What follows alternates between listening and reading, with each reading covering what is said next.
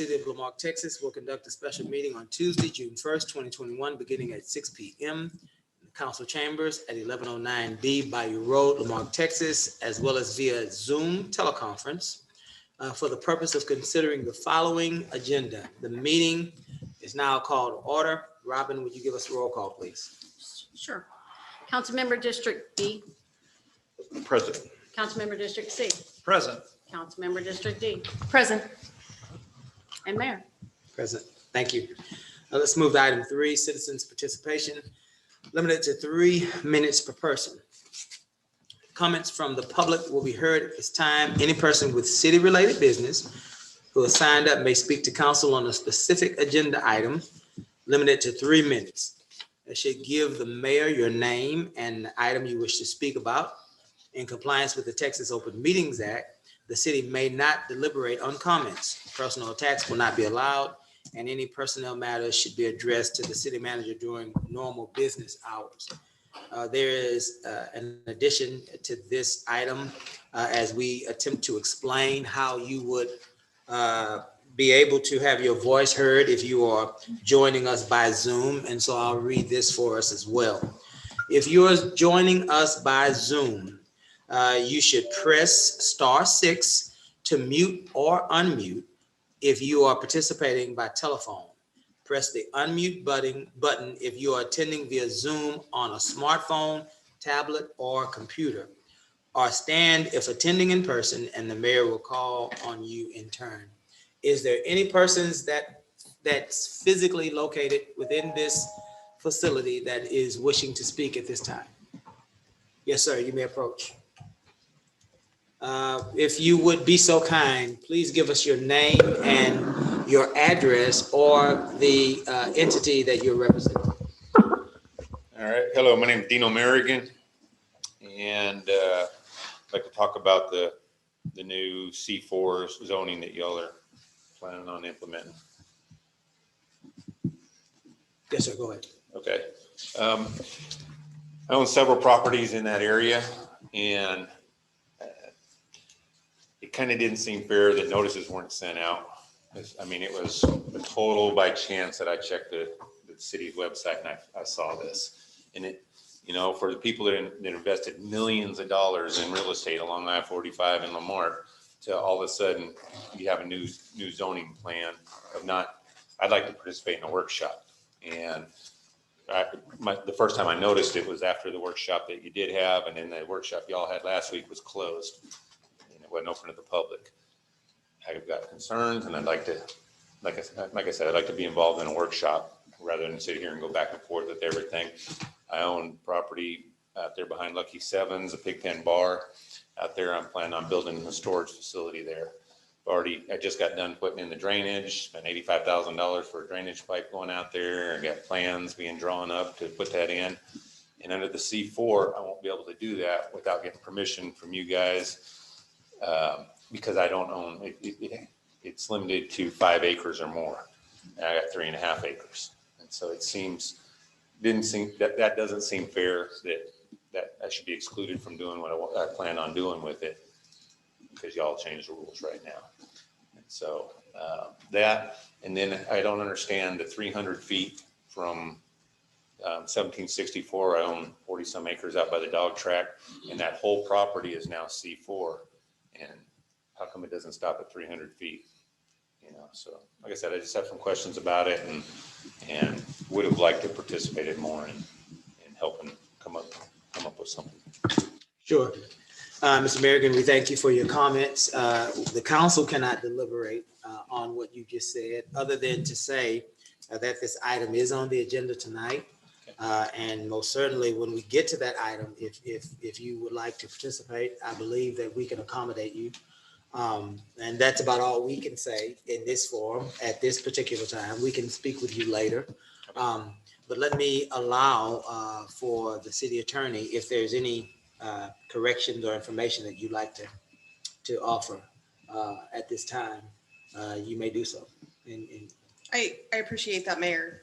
So I won't get into the details too much, but just to speak to this a little bit. So one, when the city does large scale regulation and map updates, There is the option in both state law and in the city code, because of that being such a large update, to do it using publication and other notice as prescribed by council.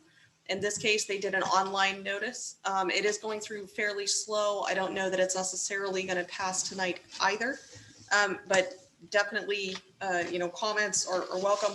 I would say your storage facility, to the extent you've already started that project, especially if you have any documentation submitted to the city, that project is already considered grandfathered in under the old zoning regulations. So it's not going to impact your existing projects that are under construction. Okay. Thank you, Mayor. Yes, ma'am. So, Mr. Merrigan, we certainly encourage you to stay with us. We'll get into this a little more in an agenda item that will allow us to discuss. And as I suggested to you, you will certainly be able to participate at that time. I appreciate it. Thank you very much. Thank you, Mr. Merrigan. Are there any others that are physically located in this facility wishing to speak? Hearing none and seeing none, Kyle, is there anyone online that? Greco's here for the sidewalk. Deal, so the other one I'm not sure, but Mr. Greco's here for the sidewalk resolution. Yes, sir. Mr. Greco? Yes, can you hear me? Yes, sir. Are you intending to participate in the citizens' participation portion of our agenda? Yes, sir. My boss, Denho, should be attending as well. Yes, can you hear me? Would you give us your address, please, sir? 2114 El Dorado Boulevard. Okay, go ahead. We are just proposing for this MPO grant application for Marque's sidewalk improvements along Bayou Road and FM 519. Yes, sir. We submitted an application for it, or we're finishing the application, waiting on letters to be provided. Den should be on this call with us, or if he's not in person, but we're just proposing for these two improvements to be done. I don't think the detailed application has been sent in just yet. We're getting finalized with these letters from the city and from TxDOT. Okay, Mr. Greco? Yes, sir. Would you hang with us? We will certainly address that during that agenda item, and we will allow you to speak and answer questions that council might have for you at that time. Would that be okay? Yes, sir. Thank you, Mr. Greco. Any other persons wishing to speak online?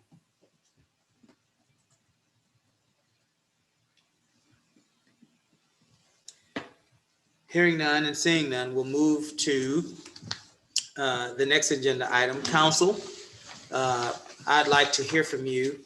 We have three persons here tonight. Is that correct, Mr. Jackson? We have three persons here tonight that have been recommended to us by our city administration for the position of municipal court judge. At one of our previous meetings, we directed Mr. Jackson to bring those persons forth so that we might have a conversation with them to see if they are fit with our fair city. And so, council, if you would like to at this time, we can retreat into executive session to have a discussion with those persons so that we can clear them. Perhaps they may have other things on their agenda tonight. And so, if you all would like tonight, at this time, we can retreat into executive session to have those conversations. What say you, council?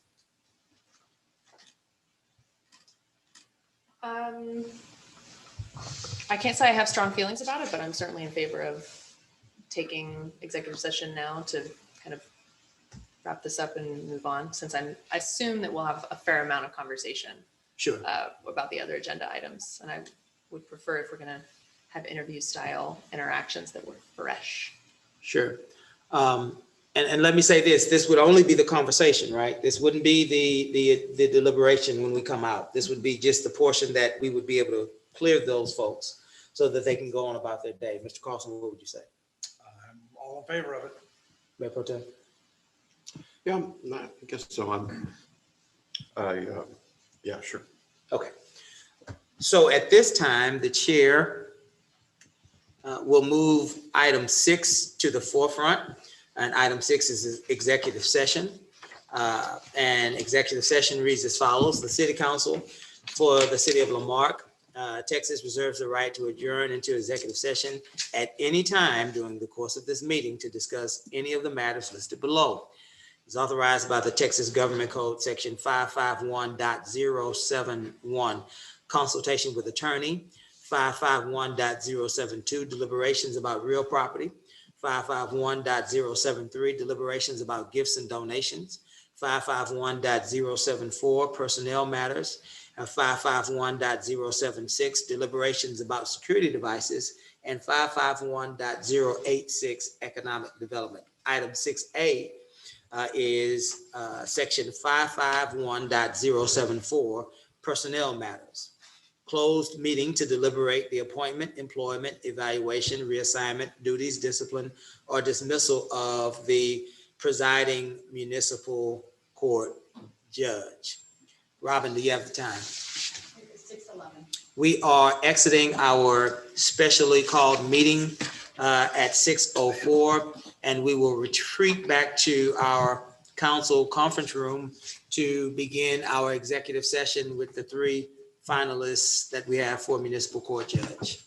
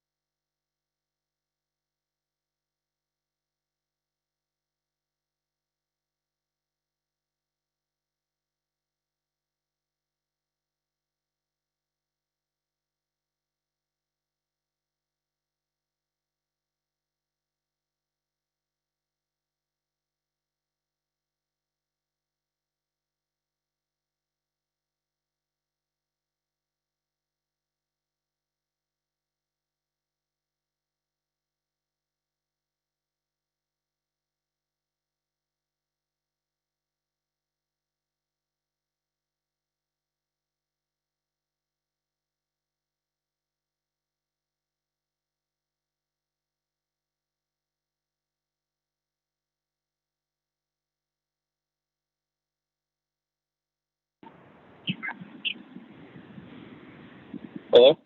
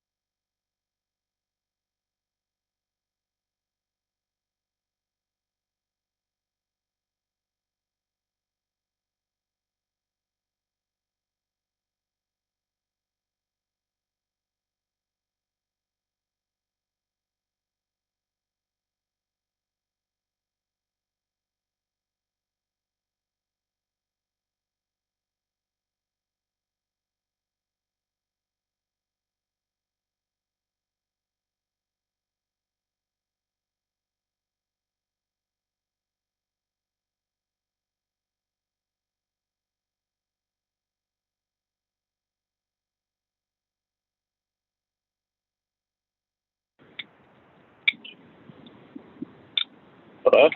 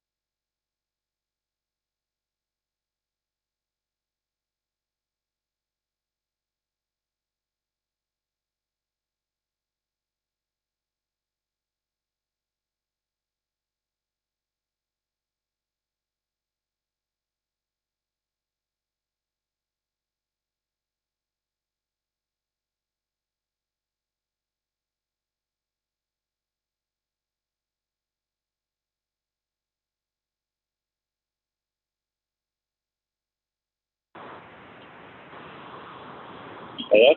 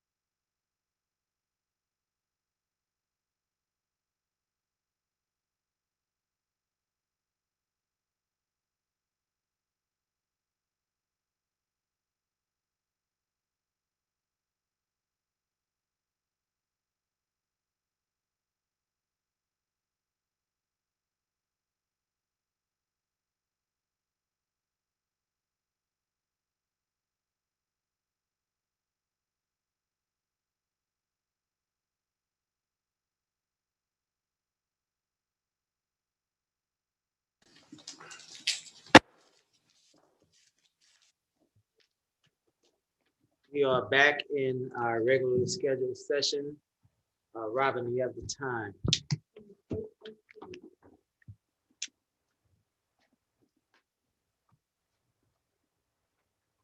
Thank you very much. We still have our candidates here tonight. And so out of respect for their willingness and their patience,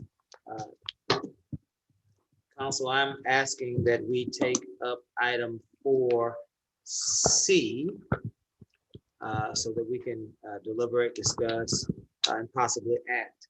Is that agreeable with you all at this time?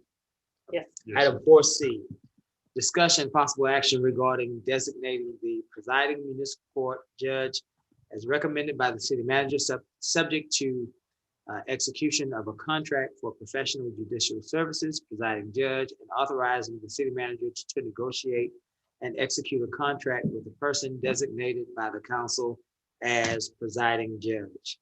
Is there any discussion on this matter before we move toward an action? Mr. Mayor, I'm going to move that this item continue, that it's tabled. I say so, number one, by acknowledging that we have some exceptional candidates for this position. And I'm very thankful for all your time in the interview. You certainly impressed us all with your answers. Mr. Mayor, I say this because we don't have a complete council. And we have a runoff election that's pending. It represents part of our city that has a significant number of our minority residents in this district. And therefore, for that reason, I ask that we table this item. Thank you, Mr. Compion. Before we get a possible second on the table, which means that there will be no more discussion, I will open this up to any comments from Councilwoman McAuliffe and Councilmember Carlson.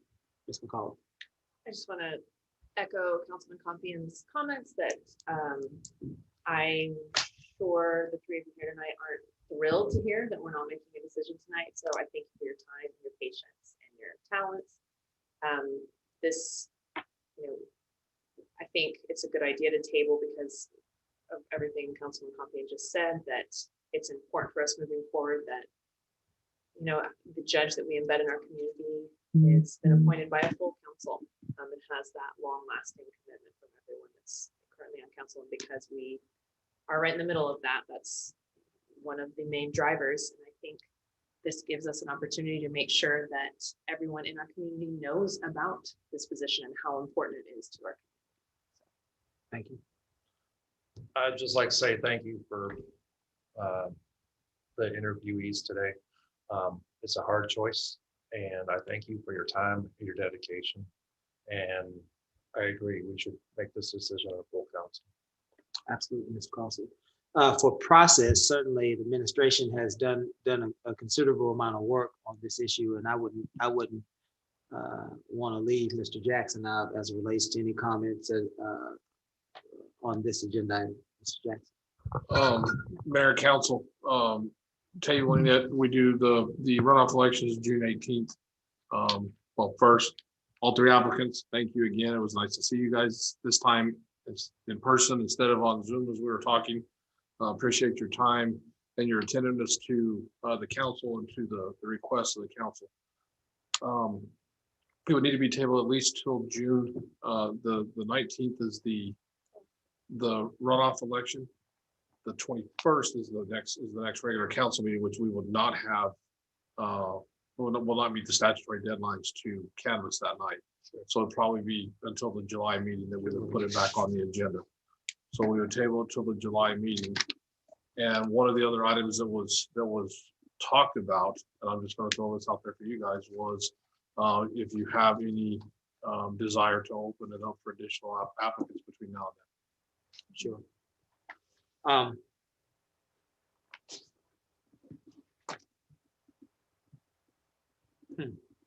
Well, I think that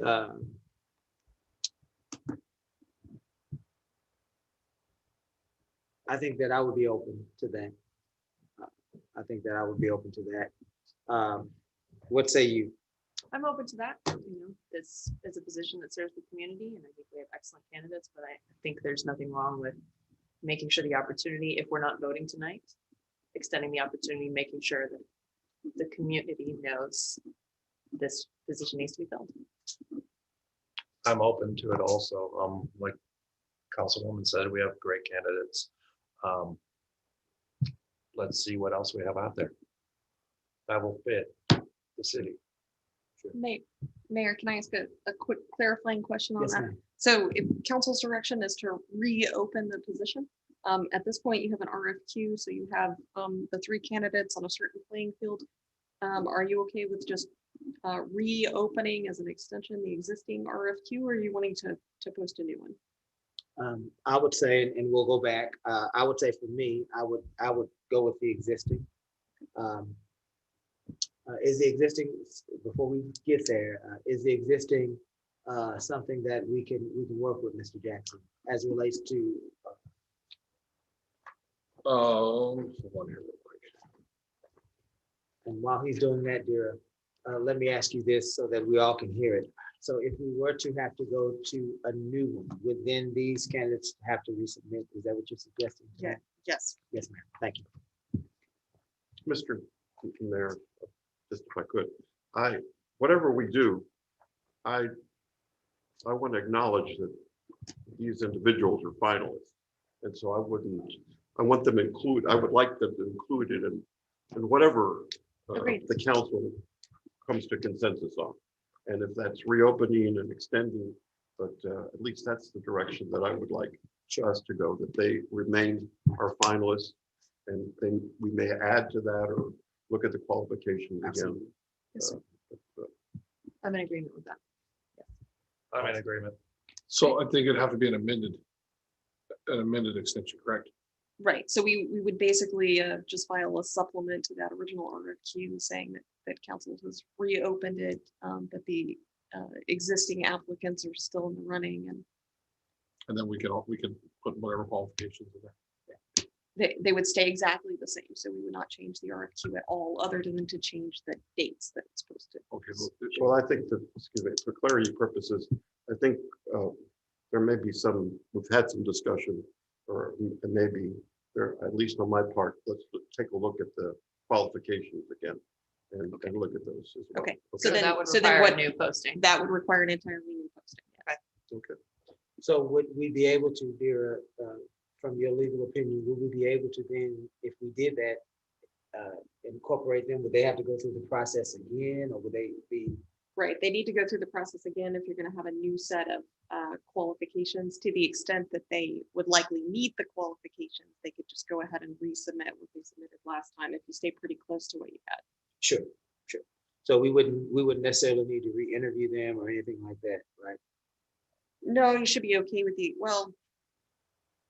honestly, it depends on what you do with the qualifications, right? At this point, I haven't heard what exactly you're looking at changing. So you're talking about kind of starting the process over. Mr. Renner, I don't know how we can accomplish this, so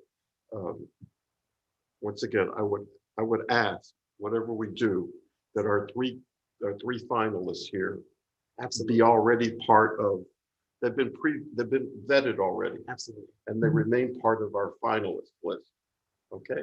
To- And that to the extent that we may or may not have changes to the qualifications and may add to the 3 finalists here, that's the only distinction that I see us doing. Okay. So to the extent you want to recognize your existing 3 candidates, they were interviewed under a certain set of qualifications, my advice would be to just repost the existing RFQ, opening it back up. So you've got people on an even playing field under the same set of qualifications that these candidates apply. What if the qualifications are reduced?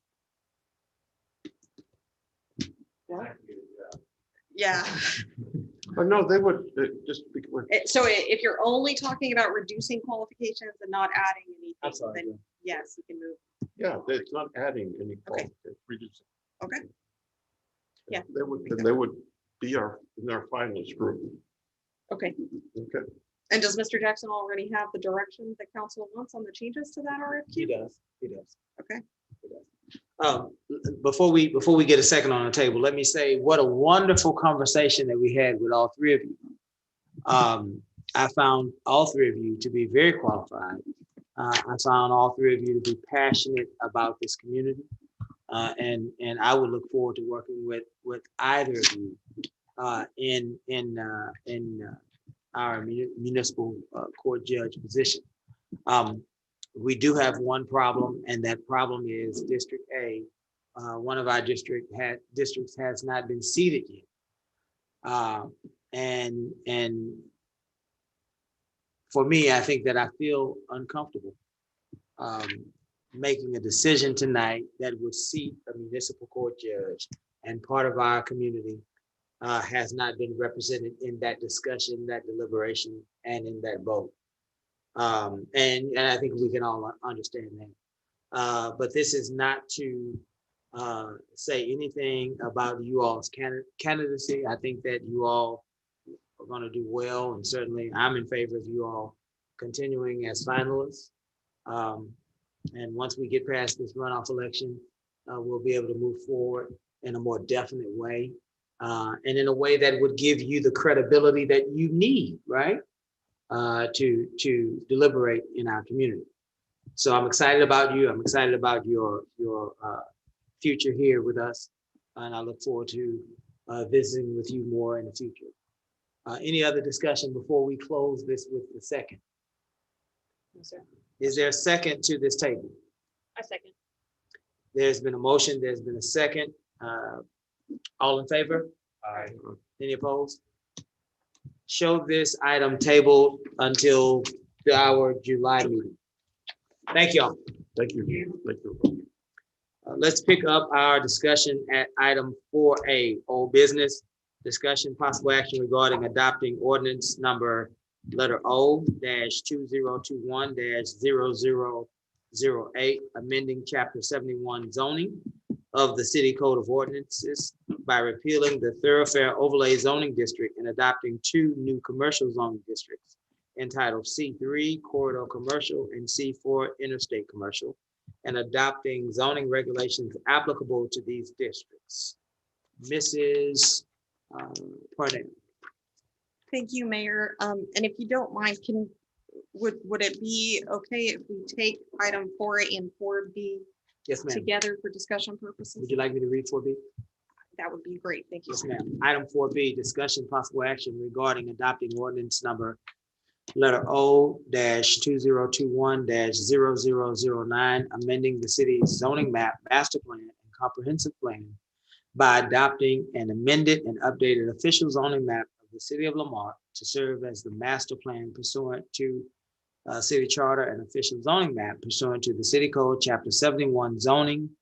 Mrs. Purnell. Thank you so much, Mayor and Council. So I'll try to be brief on this, but in effect, I want to thank you for the opportunity. This is the first zoning regulation update or map update that the city has looked at in quite some time. The last update to the zoning regulations that was substantive was 2016. The last zoning map update was about 10 years ago. And the C1 general commercial zoning regulations have not been changed since 2005. So this is not something that the city does very frequently. And to that end, I know there has been a lot of concern over the notice. So if I can address that first, as you know, Mr. Merrigan pointed out, there's some concerns. I tried to run some rough estimates to do a large scale map update with the typical notice that's mailed out to all the property owners. You would be looking at between $25,000 and $50,000 for just this update. This is actually, as map updates go, a relatively small one. We are trying to be pretty light-handed. Despite all the legal language, here's what you're really looking at. The zoning map and the draft regulations are hopefully more clear and more correct for our citizens. There are a lot of old zone changes that are not incorporated on our current zoning map. Kyle, if you don't mind bringing that up per as Mr. Compion very helpfully suggested. So here's our existing zoning map. So one example is you have all these green areas. So these are considered the public zone.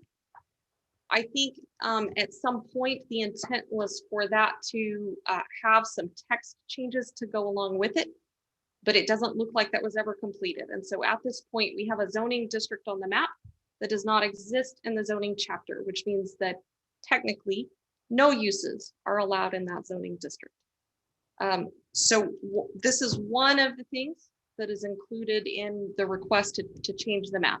Now that said, this is only a starting point. Both the draft regulations, which effectively combined the C1 general commercial and the thoroughfare overlay district into 2 commercial districts. I'm sure Mr. Merrigan will desire to speak to that a little more. As he has said, though, change is scary. And I don't necessarily think this is perfect. This is the end of it. And I think that most of the notice that really happens with citizens when it comes to zoning regulations happens when they look at developing their property and they call development services and they ask questions and they speak to their concerns. And I truly think that this is a little better as far as the clarity aspect than what the city currently has. But it's not about what I think is right for the city. That's what council's chosen to do. And I don't envy you. When it comes to zoning regulations, it's quite a balancing act and it can get very complicated when it gets applied to individual properties. So something that I'd like to add is that if council, once you get through looking at the proposals tonight, if you choose to pass it, I would request that it be on the condition that you direct staff, specifically development services, to come up with a survey that we send to citizens who call in and have anything to do with the C3 or C4 zoning. And then we could also offer it to citizens generally. So we could bring you back some really concrete information. One of the problems we've had in looking at these proposals is I've had a lot of conversations. Mr. Compion, you know, we've had some of them big, getting those conversations turned into either attendance at a public meeting or written comments to be included in the packet has been pretty difficult. And so I'd like to really work, having learned from this process, on getting you better information going forward. And then the other condition would be that, like I said, this is only a starting point. So even if you said, this looks really great, I'm gonna suggest as your attorney and as my role in development services, which is temporary, but from that role, that it also be brought back to council in 6 months, so that you can look at people like Mr. Merrigan, people like local landowners who've requested the change, and make sure that it's really doing what it is that council sees as the vision for Lamarque, especially as you do start seeing growth coming to the city. So thank you very much, Mayor. And now whatever questions or concerns council has, I'm happy to address those.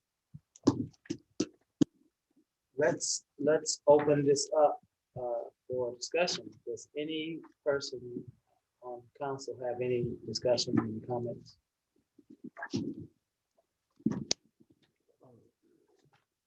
Start with Joe? Casey or Joe, it doesn't matter. Let's start. I'll let you go first. Okay. I begin with a statement. I am on zoning changes. I walk very gingerly. Primary reason for that is that, and thank you, Dira, we've been discussing this, is that the changes possibly impact appraised value of property. So if we suddenly have a area that has been zoned residential and we're changing the zoning to perhaps be a mixed commercial or some other, then God bless our appraisal district, they get wind of that and they start looking, and then we have individuals, investors like our friend here tonight, that come in and develop or flip properties, whatever the case may be, but prices start edging up. And that impacts then, it carries over into our residential community. And I don't want to see, and I don't want to avoid that as much as possible. That's number one. Number two, that's our existing zoning map. And thank you, I have here to show that on Zoom so that our residents can see that. So one area of interest is that you see the green on there. Green under that, under our map is considered, it's labeled as public right now, as public. Now public, and forgive me because I was part of this initial zoning effort, we went street by street and we looked and said, oh, this looks like a park, or this looks like a church. And somehow all of even our churches, if you track the green, that also represents our churches in town. And they're considered public in there. So you probably didn't know that, but they are considered public.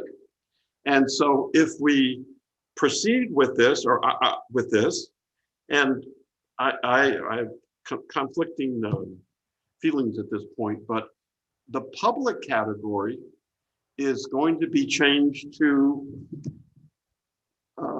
what do you have it now under? What would we change to? It changes to a few things. To Right. two different categories. It typically changes to R1 or C1, depending on the existing use. So if it's being used as a residential, then it was changed to residential.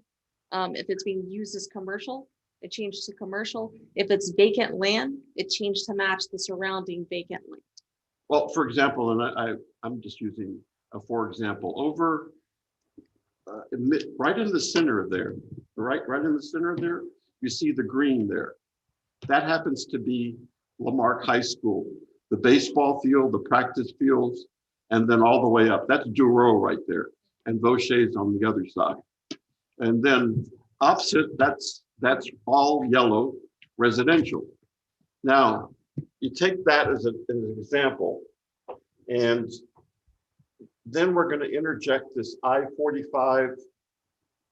Explain that a bit more. The I-45 designation, development designation for the first 300 feet. Is that accurate? So that already exists. So right now, there is the thoroughfare overlay district, which impacts all properties along I-45 and major thoroughfares within the city.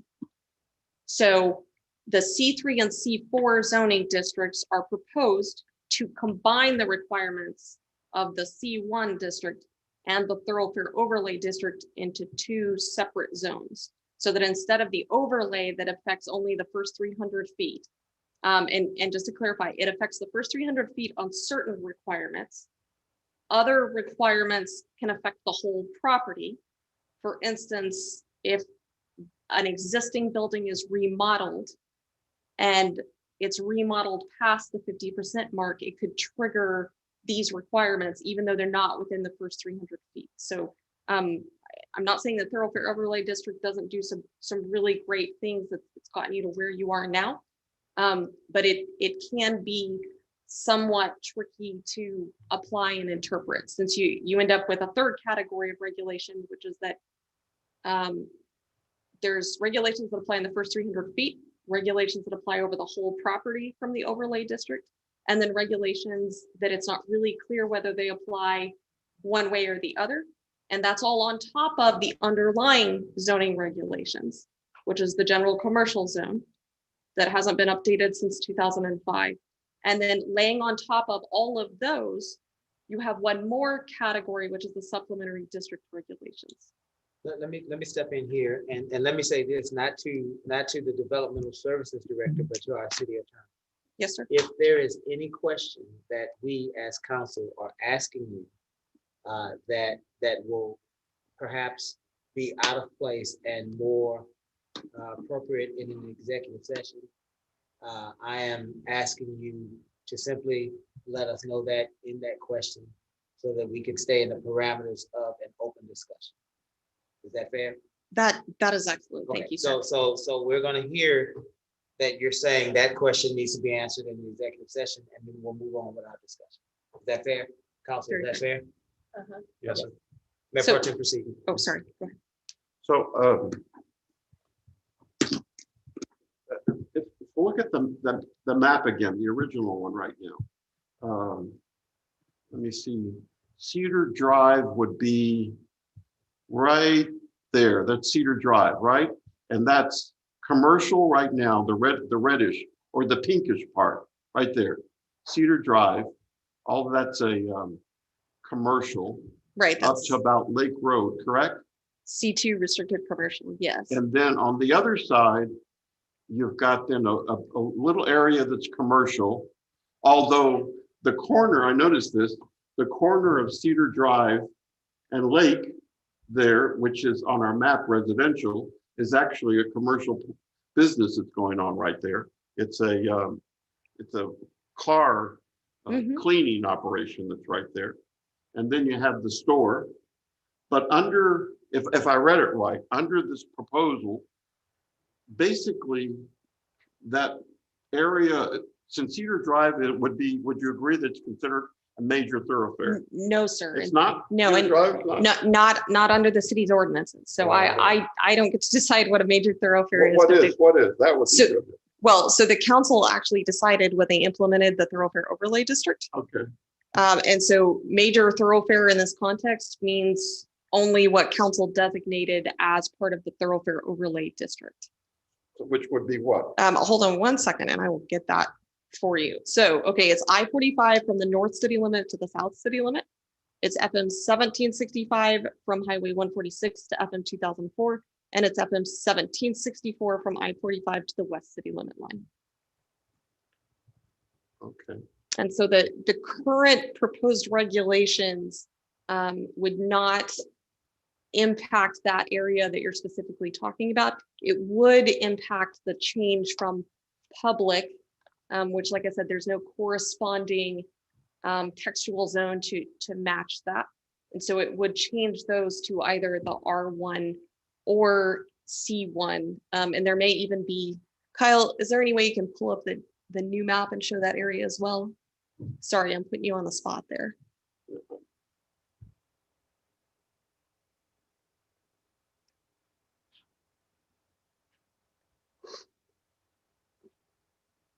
And just to be clear from the legal perspective, right, council would still have the option to do city initiated zone changes. You do have a lot of non-conforming uses in this city, which they're allowed to continue, they're allowed to be sold as long as the use is never abandoned and the building is not changed too much. Right, and so, and that kind of harkens back to what you're saying, is that this is not a finished map. Like what you're proposing to the changes, if we made the changes tonight, it is nowhere close to, we did it. There's no non-conforming uses. Everything is exactly how it should be. Everything reflects what's out there. This is just phase one of a process of getting there, because there's been many years where we haven't done updated maps. Hopefully, very, very hopefully. I mean, at the end of the day, that's up to council. My hope would be, But that's the goal, right? Like, right. And legally, so right now, this is in line with your existing zoning for the most part, right? This is your thoroughfare overlay district already exists. Your commercial properties already exist. The only single family properties that were changed to C4 as part of this process were people who specifically requested that change, right? So they were along I-45 and asked to be changed because quite frankly, from the development services perspective, I was really not comfortable turning residential lots into non-conforming uses. And I thought that was well outside the scope of what council was going to be comfortable with when you approved the large scale map update notice by publication and on the city's website. So to try to stay within that notice, those are really the only changes that are being suggested. If you wanted to make major changes, which I would anticipate that the council probably will, you actually need a new comprehensive plan. that really projects out what the future growth is of the city. So you've got some planning principles built into that. And then you've got a backup for that to change a new zoning map. With that comes a very involved and long public hearing, public input, lots of workshops process, which is why comp plans do seem to cost quite a bit. But that's definitely, I hope, the next step that council's going to want to see. So, you know, kind of reiterating what I was saying, I'm hoping this is just a good starting point where at least we've got the map correct in the sense that it lines up with your existing regulations. It includes all of the zone changes that have happened over the last 10 years that we could possibly find exactly which parcels those were. It includes the planned development districts, and it makes it a little more clear. You can see from the old zoning map, you wouldn't know you were in the thoroughfare overlay district if you didn't read the text. On this map, it's very clear that something along I-45 has different requirements than something along Cedar. I do understand that. I mean, that for clarity, I did like that color, the coding that you're using there. And so that clarifies that. I still am uncomfortable with this change from our existing map where, look, once again, look at this. This is the new proposed map. And on Vaucher there where the school is at, that's now, which previously was public, that's now all under the code considered residential. And we had this, and I say we, because I was involved in Galveston when they were involved in their changes. And the churches were unfortunately caught in this change, right? They were designated residential when previously there was the category for churches. And we know under the sorry. So, yeah, so maybe a way to do this is to say that I'm happy to talk more about the change from public to R1 or C1 in executive session. A nutshell version is my legal advice is that we make some form of change involving the public zone, whether it's an update to the map or adding textual changes. But what basis is that? I'm sorry, Mr. Merbo. Why? That's not an executive, in my opinion. This is public information. Lynn, can I ask a question? Because you said something earlier that I think might, and if I understood correctly, maybe it will help. But you said that the public zones that had been indicated, are we allowed to have public zones? Potentially, yes. Many cities do. They usually have text that goes along with that. So maybe a way to put this is if the public zones only included schools, churches, and city parks, I would probably give you different legal advice. Maybe because of the non-conforming uses that were there, maybe there were some errors, and it's great to hear Mr. Compion's background because now I kind of understand where the public zone came from. You know, maybe there was a different intention or a map correction that was needed, but if a person in a public zone now is using it, for instance, as a residential use, they can't add on to their house without a zone change. And that is really burdensome from the regulatory perspective. I'm sorry, they can't add on? They couldn't add on to their house without a zone change. From what? If they were public. Oh, if they're in public now. Right. And you're saying that there are some places that are marked as public that are in non-conforming use. Right. There are quite a number of non-conforming uses in the public zone.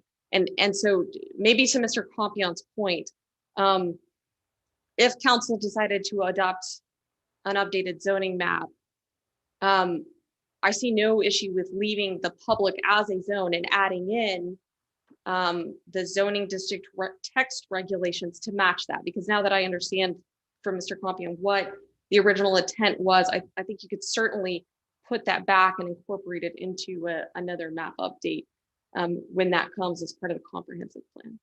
Well, I can certainly understand, for example, the yellow area up there, if I'm not mistaken, that's over there where Delaney Cove is at and Saltgrass. Right, so you've And got, so that originally under our existing map is public, right?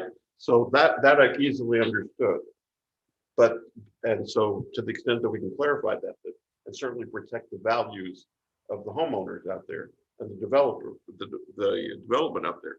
Once again, I want, we're basically what's effective is we go ahead and designate. This is church. This is a separate category. This is park. Call it public, call it whatever, but there.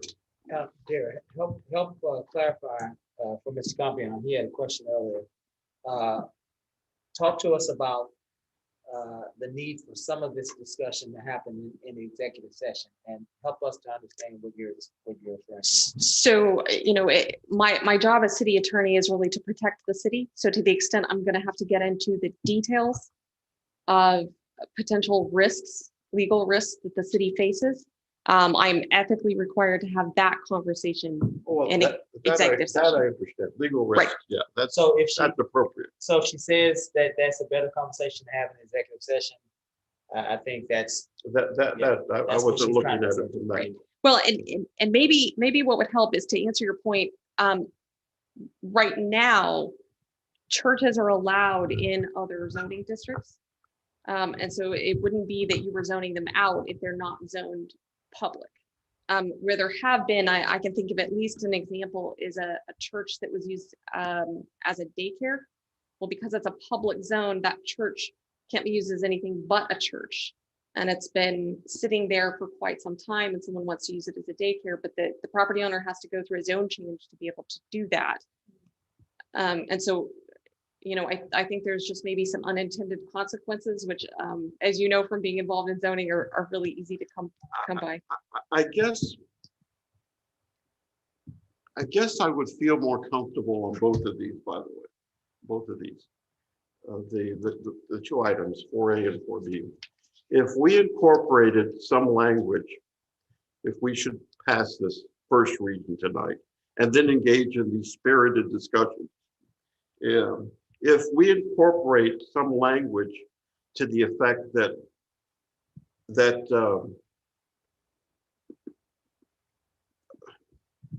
see if I can explain myself, that a property owner is going to, their zoning, their whatever their designation is going to be the one that best, what's the word I'm looking for? It's the one that best is most helpful to them. Help me. So that gets difficult to say, but I will tell you, and this is where we worked with the GIS consultants and spent many months trying to work through this. Any existing use was given a conforming zone. So the intent, the number one intent to this map is to not create more legal non-conforming uses. I guess that's it. That there will not be any change that we made will not adversely impact the rights that you have under our existing zone. I guess what you're saying there. I don't know of a way to It's a do way that. of saying we're not pulling the rug out From by anybody, yeah, changing the I zoning. changed. Right. So what I don't know a way to do that with zoning maps. I will tell you, anyone in the public zone is definitely, and as a lawyer, I don't use that word, but is definitely going to have more rights under this zoning map than they do currently. And that's all fine and good, but we need to make sure that we're communicating that to the public as a whole, right? And understanding during this process. Because like I said, we had some difficulty in churches. And I think that it's important because, I have some things that I haven't brought up yet that aren't going to be addressed by this that I would really want us to pick, that I want to bring to our attention and talk about. And it sounds like, the original intent of the public spaces was a really good intention. I think it seems like the accompanying administrative duties never really happened. Because this is where we are now, right? There's an entire area that was public that now is neighborhoods. So, that is public in a sense. So this is just tightening things up so that we make sense, which I think is always a good thing for us to do for the citizenry. So that when you go look at the map, oh, no, it's residential. It's not public, because what the hell does public mean? But I think what we could do is go back and we could talk about designations maybe for specific areas that are public, or some other designation that get at the spirit of what y'all were doing, because that sounds right on what you were doing, especially if you went around and canvassed the city and really kind of did your own sort of guerrilla comprehensive planning. We didn't have staff. It was all volunteers, right? It was all volunteers. In that spirit, can I make one of my notes? Can I throw one of my bogeys out? Mayor, can I add one thing? Yes, sir. Something I think it's important that for everybody to understand, the map that's up there right now is far closer to what we actually are today than the other map. These big spaces like Delaney Covenant's council already approved those ordinance changes. So this map is very reflective of what we actually have today. And it's very reflective of the layers that Darren was talking about. This is the closest thing to what we have.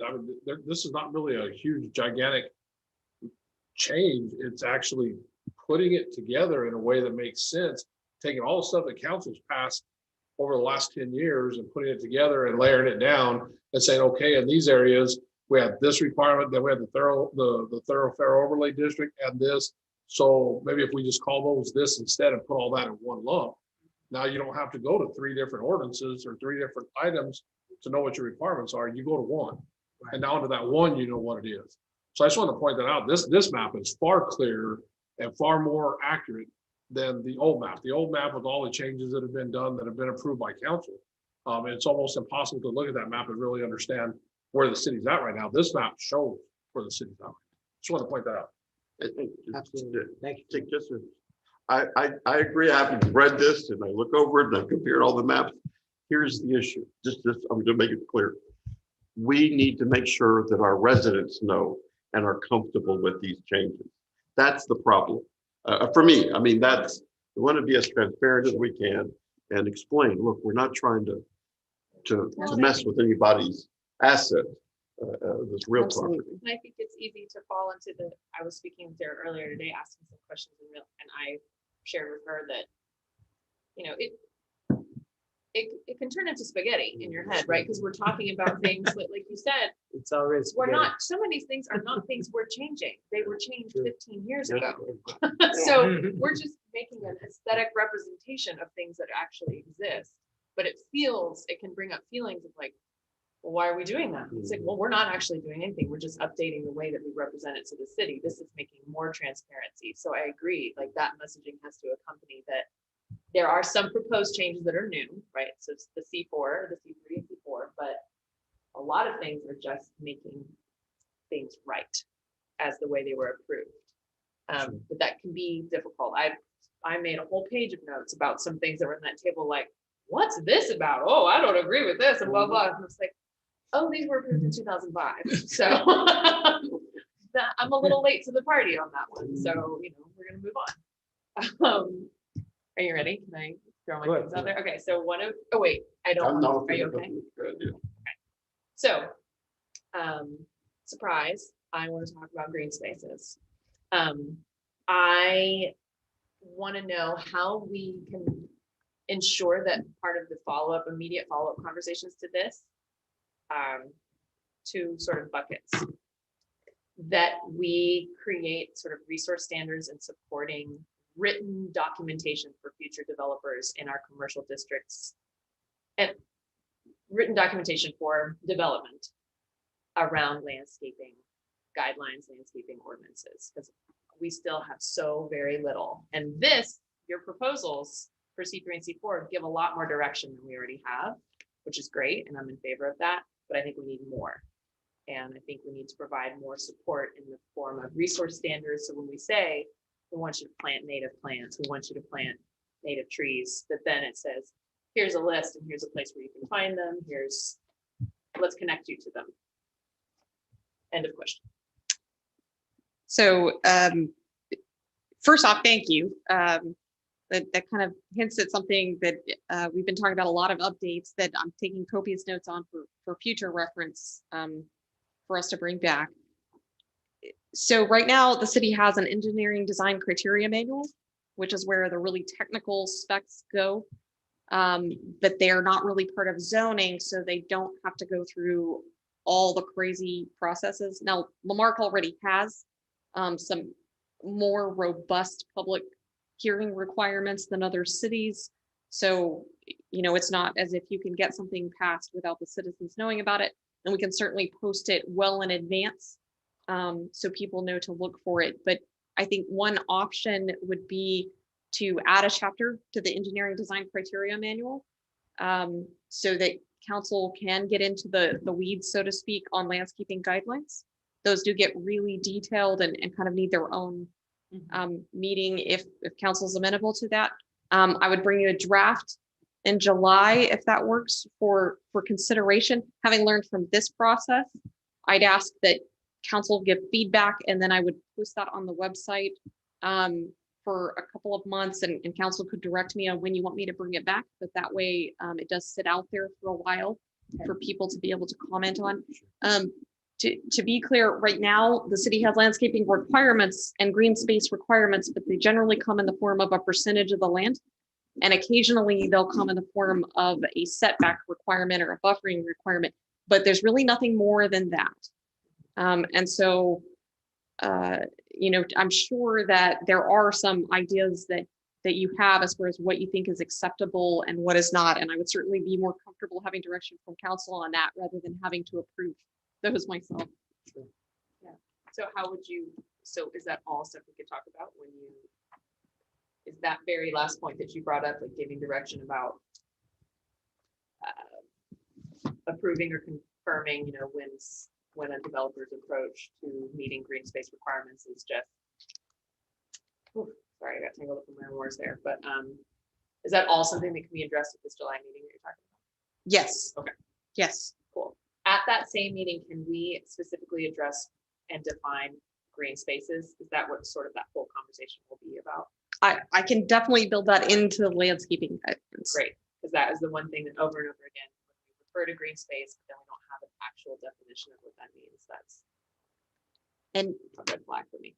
And so to that extent, Mayor, if it's okay, just to get clarification. So this was a concern with the current proposed ordinance. It was kind of talked about at the last meeting, and that's something that unless council chooses otherwise would be a separate item. Are you comfortable with me bringing back a draft that, like I said, it would be a chapter of specific landscaping guidelines as an amendment to your design criteria manual? So long as you bring it back in discussion form only. Absolutely. That way you can get feedback and there's no action item associated with it. Yes, ma'am. Sure. Casey, may I just tag on to your request? I would like to see some clarity with regard to, and it was in the, as part of the regs, our Ike homes that were built in our community, if for some reason they were foreclosed upon, they were going to revert to, oh, no, any homes that were purchased under some buyback provision by either the GLO or HUD, that those were going to be reverted to the communities. I don't know if you're familiar with that. I'll pull it up in my. I'm happy to look into that. It's pretty far outside the scope of zoning regulations. But it's important because those were intended to become under the rec pocket parks in our city.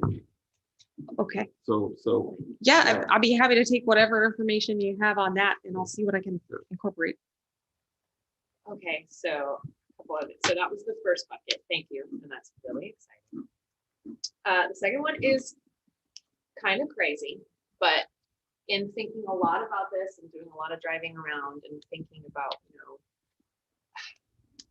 some of the conversations that I've had with citizens, and certainly my own, obviously my own opinion about where I hope our future is going, is, the writing is on the wall that what we're trying to do is strategize for smart, beautiful development along I-45, right? I-45 is obviously low-hanging fruit in terms of where we should develop.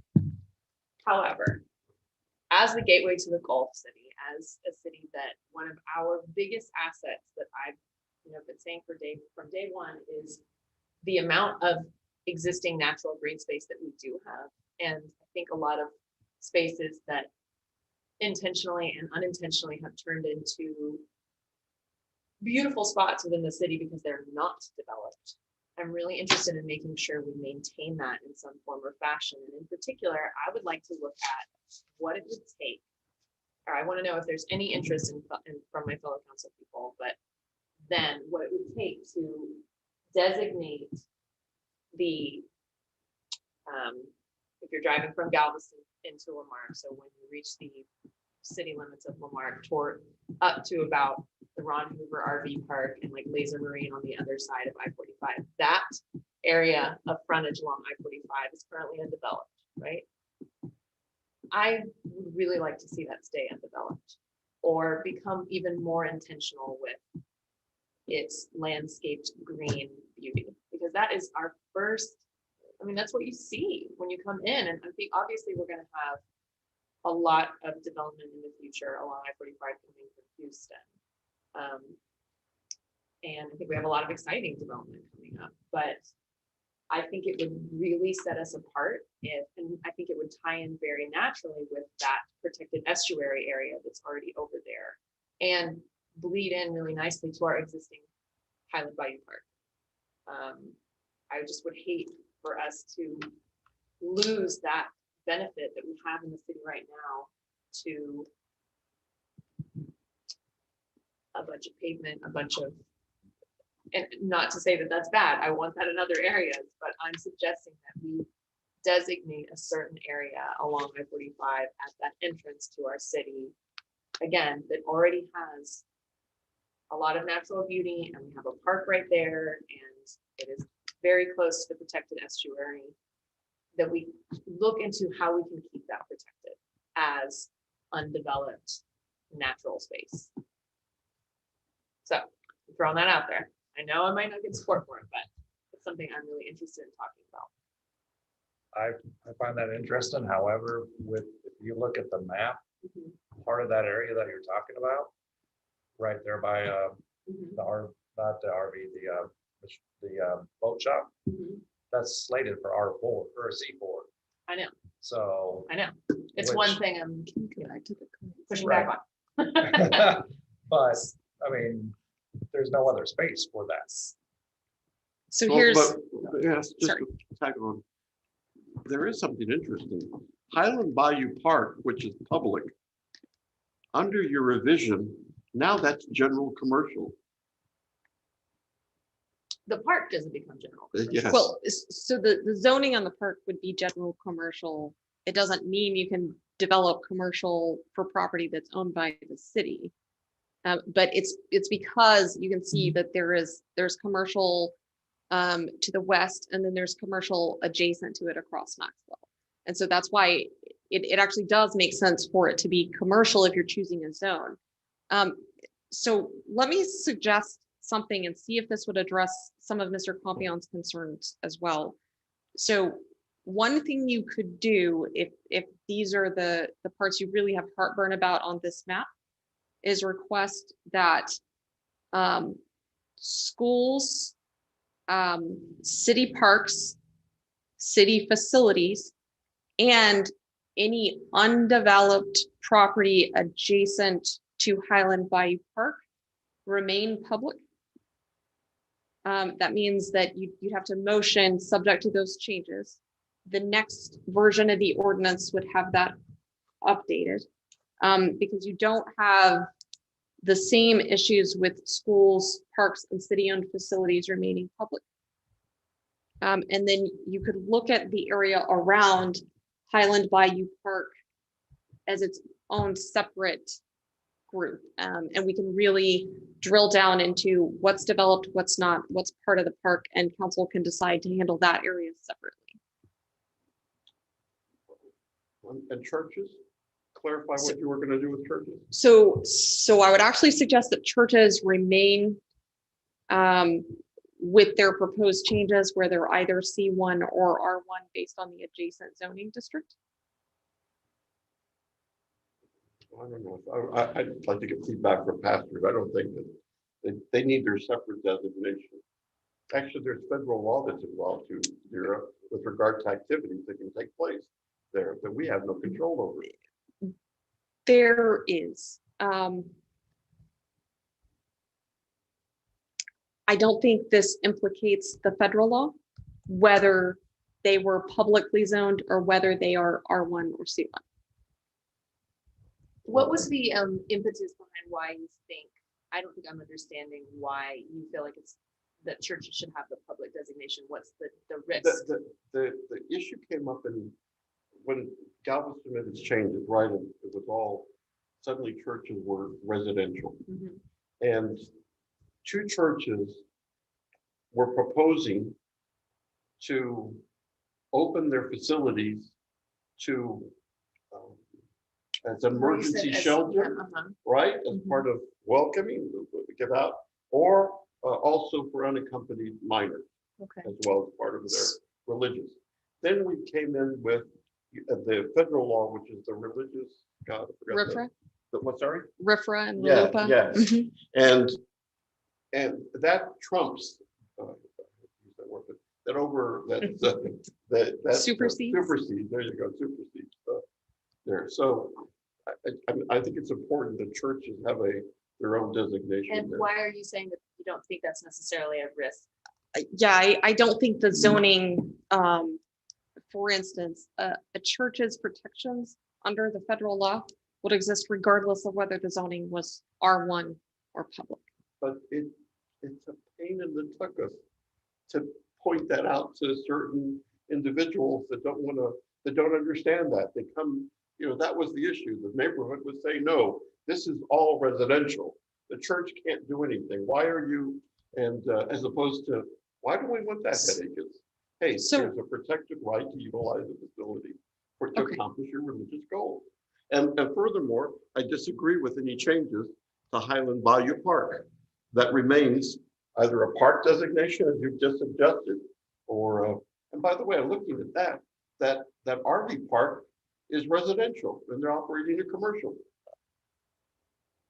I'm sorry, the RV park Under is. that, the public, what's the RV park out there? I believe that's the area in red, right to It's the the red. west. Is that the red?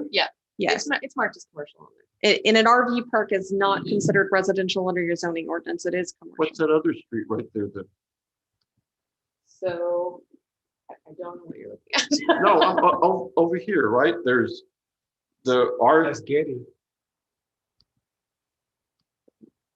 What street is that? I didn't know there was another street there. No, the one through the middle of Green, one through the middle of Green. Is that Getty? It is now. And it should be Getty. Yeah. It says Bayou. So the RV park is in that green park. That's the RV park's in the green part. Well, and it, in No, it's two though, right? right, and part of it would be a legal, Oh, 45 up there. right, it could be a legal non-conforming use as well for anything that existed prior to the public zoning designation. Oh, the gray is the canal. levee? The Yeah, it's the wall? canal. Oh, okay. Now I understand that. Now I was thinking that was 45. The entire green park. My bad. So let me ask this question so I can see if I'm understanding your concerns correctly. So assuming this map was adopted while leaving Highland Bayou Park and adjacent areas, schools and parks public, would it then address your concerns if we brought back a specific zoning designation. It doesn't solve the problem. If all churches were zoned C1 as opposed to R1, so that the public could be aware of that, and they were allowed also in a public zone, would that solve your concern? I guess here's my idea, is that I understand the need to, as you pointed out quite clearly, Casey, we're bringing our maps up to date. There's been so much done, and we're, I wouldn't be opposed to going ahead and taking a vote as a first ordinance, right? And then to follow up on all of these issues and get our churches, get the word out. We're going to have a public hearing on this before we take action. On the second side, we get, you know, other individuals like yourself involved in understanding these changes. And then prior to the second reading, we come back, and if we have any changes, then let's go ahead and reflect them there at that point. Okay. Based upon the feedback. Right, and if you do make additional changes on second reading, you then have to go through another. That's that. Second I Okay. have nothing but time. God, if God gives Awesome, it okay. to me, I have time. Okay. So, and I'll just kind of say again, and then if we want to talk about it more in executive session, I'm happy to do that. Specifically with churches, I would suggest that they not have their own zoning designation. Let's say that they do fit into an existing zone, One of the categories. right? Or multiple categories. Noted, thank you for that. So I want to swing back to the question about protecting that green space. I don't know how the rest of the council feels, but it definitely seems like something that could be part of this slate of things that we would bring back to the future. Back to the future. I like the idea about specifically how to protect that area adjacent to Highland Bayou. I'm curious to know what could we do for the other side, the east side of I-45. Provided there was fellow will of the council. I don't know if I'm You're interested. talking about that big red piece? Okay, so number one, I know we don't own it. So we can't say it's conservation land. That would be wrong and not allowed. And so what I'd like to do is just have conversations, perhaps with our EDC or whoever is pertinent, and open it up for more feedback from people who have wanted to develop there. And, you know, there's room for a lot of input here. This is just one idea I have. I would just like to explore the fact that maybe it doesn't all have to be all commercial.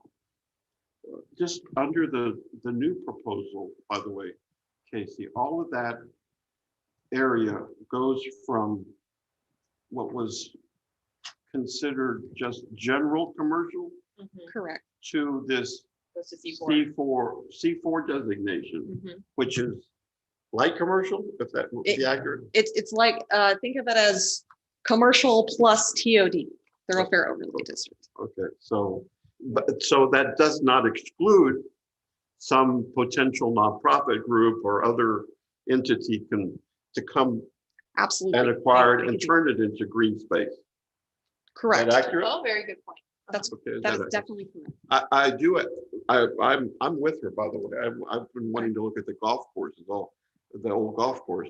The area that's shaded in the brown, that's outside our city limits? That's agricultural district, It's what? agricultural district. You have an ag district, Like the wildlife reserve. actual farmland. Yeah. Wildlife? I don't think it's wildlife preserve. It's just all, it's if you get ag, Could be. if you get ag designation, it's supposed to be for ag. I don't actually know what's going on over there. Well, That's all marshland. Yeah. That's right there. That's part of the levee and then the train, Yeah. train Yeah, and I believe it's all floodplain too, Yeah, which it's is all marsh. probably why it's marked as, But all that's within our city limit. yes. That's in district, in your district. Yeah, I think that's part of the wildlife preserve down there too, not just agricultural, but it's the marshland that's protected wildland birds. That may be designated that way because that's where the core, where all the dredging stuff that they put out, that's where they put it all, was to establish that wildlife habitat. So that may be why it's designated exactly.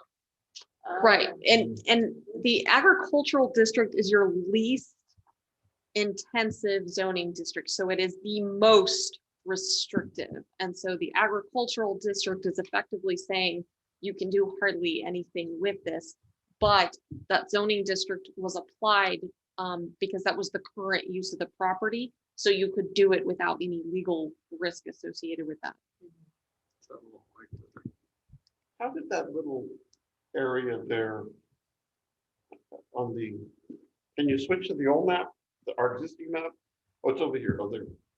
That little area at the Texas City Y is on your proposed map, Dira, that shows C4, but it's nothing there on our existing. Was it missed or what? So, Go further to the Y. See that gray area? You've got it C4 here. so this, okay, so this is the existing zoning map. And Exa- so you're saying on the proposed map, You've designated that as a, Oh, it's still grayed out. huh? It's still grayed out. Yeah. There is like one little Is that pocket in the 45? middle. No, see, it's gray there, which says nothing to me. I don't know what gray means. gray is heavy industrial. Is heavy industrial. Mhm. Okay. Now you know what? I know what that is. There was there were some zone changes associated with that area at one point. And so I know there was a historical zone change that impacted that because we actually tried not to impact heavy industrial at all.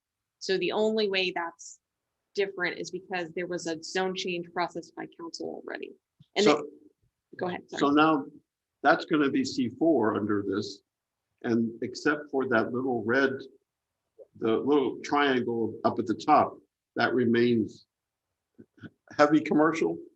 C1 general commercial. General So if commercial. it doesn't front I-45, then it's not changed. Thanks. Any other questions?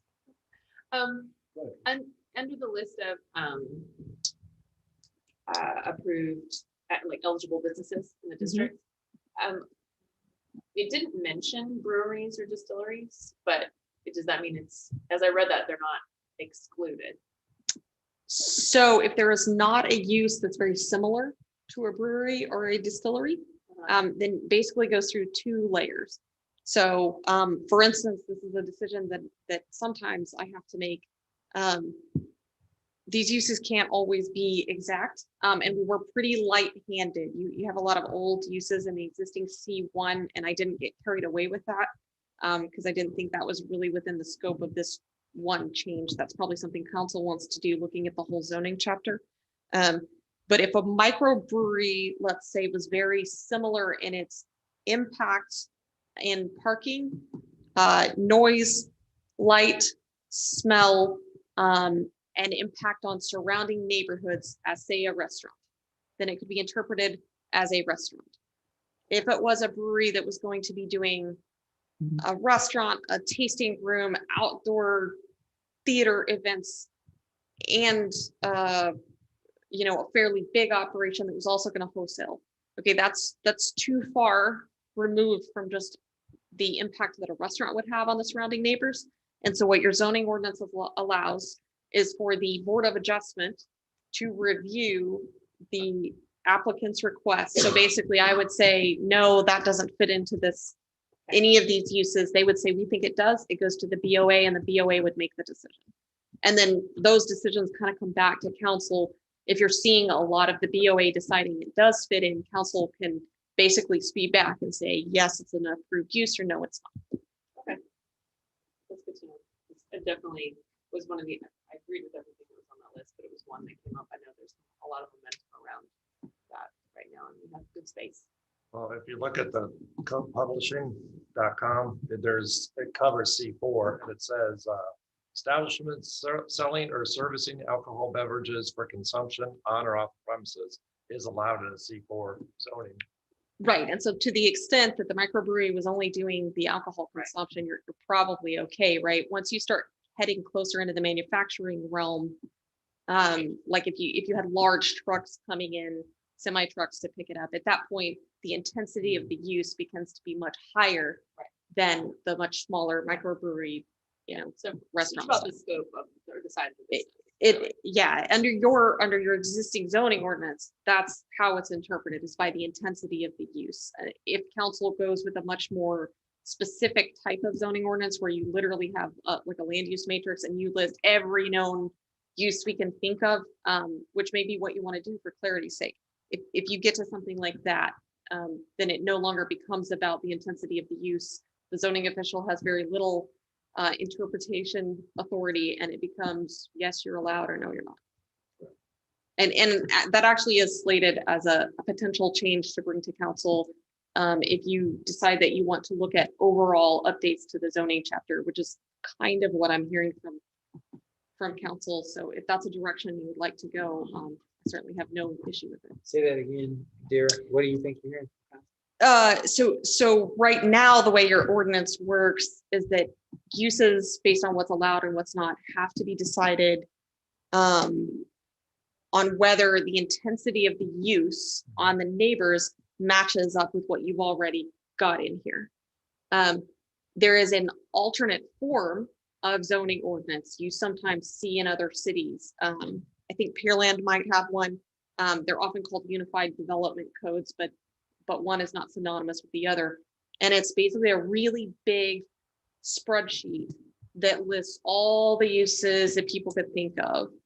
And then it says, yes, it's allowed in the zoning district, or no, it's not. And you might have seen these in the form of convenience store with this number of gas pumps allowed, convenience store with deli and this many square feet of retail and this many gas pumps allowed, convenience store with more than that not allowed, or allowed only by conditional use permit. So that's a way that you could go in the future if you wanted to. I'm done with my question. Mr. Carlson, do you have any questions? No, sir, I'm good. I'm going to be brief, but I do want to allow Mr. Merrigan to step back at some point in this discussion for two reasons. Number one, he has some very specific questions that I hope that you can, now that we're in this part, you can answer. And then he is certainly one of our larger property owners in the city, and he is definitely an owner of multiple businesses in the city. So as you approach Mr. Merrigan, I just wanted to share with us that the purpose of the old thoroughfare overlay district was that we knew that economic development would be coming down 45. And it was our attempt at stopping some of the things that we saw trying to maybe deter, excuse me, that development from coming. And so perhaps it has fulfilled its purpose. What I wanted to say to you, dear, is I like the way that we've done it tonight. I prefer, and it sounds like the council prefers, that we are presented with data and we're presented with the issues, and then we give direction, and then you go back and you try to craft policies that are according to the direction that you're given. So I think it works better that way. But that was the background of the thoroughfare overlay district. I'm not going to belabor that point. Mr. Merrigan, there's certain things that you shared with us earlier, and I'd like for you to share them now. You can have this discussion with the council and with Ms. Purnell. Go ahead. Okay, the property that I have out behind the Big Pen Bar, it's a weird shape. You bring it up on there maybe, And for it to be C4, like I said, I've already got it designed to be a storage complex, and it's behind a strip center, so you can't even really see it from 45 for the most part. And then you're not allowed to do storage in C4 unless it's 5 acres or more. And I spoke with Dara a little bit while y'all were in executive session back there, and she kind of just picked a number on the size. And so one is being fair for, I mean, my property there is 3.3 acres.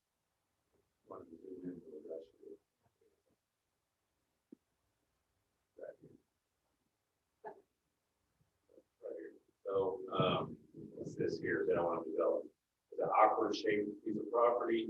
Lanier Home owns this here. I've already spoke with them for a buffer in the back here with oak trees, another wooden fence across the back here to block them.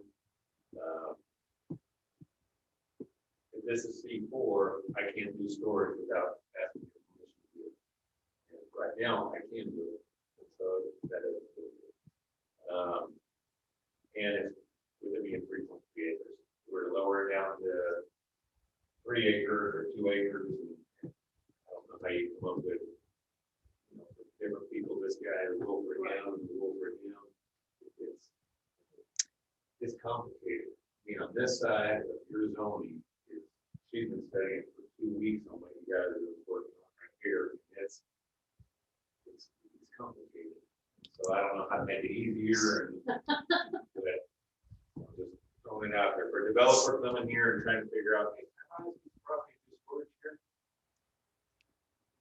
Maybe 2 weeks. So I'd like to see You're saying it's that way now. even the change.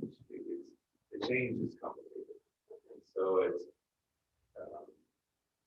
this here, since it's not 5 acres, it can't be a storage complex without me asking for the variance, I guess.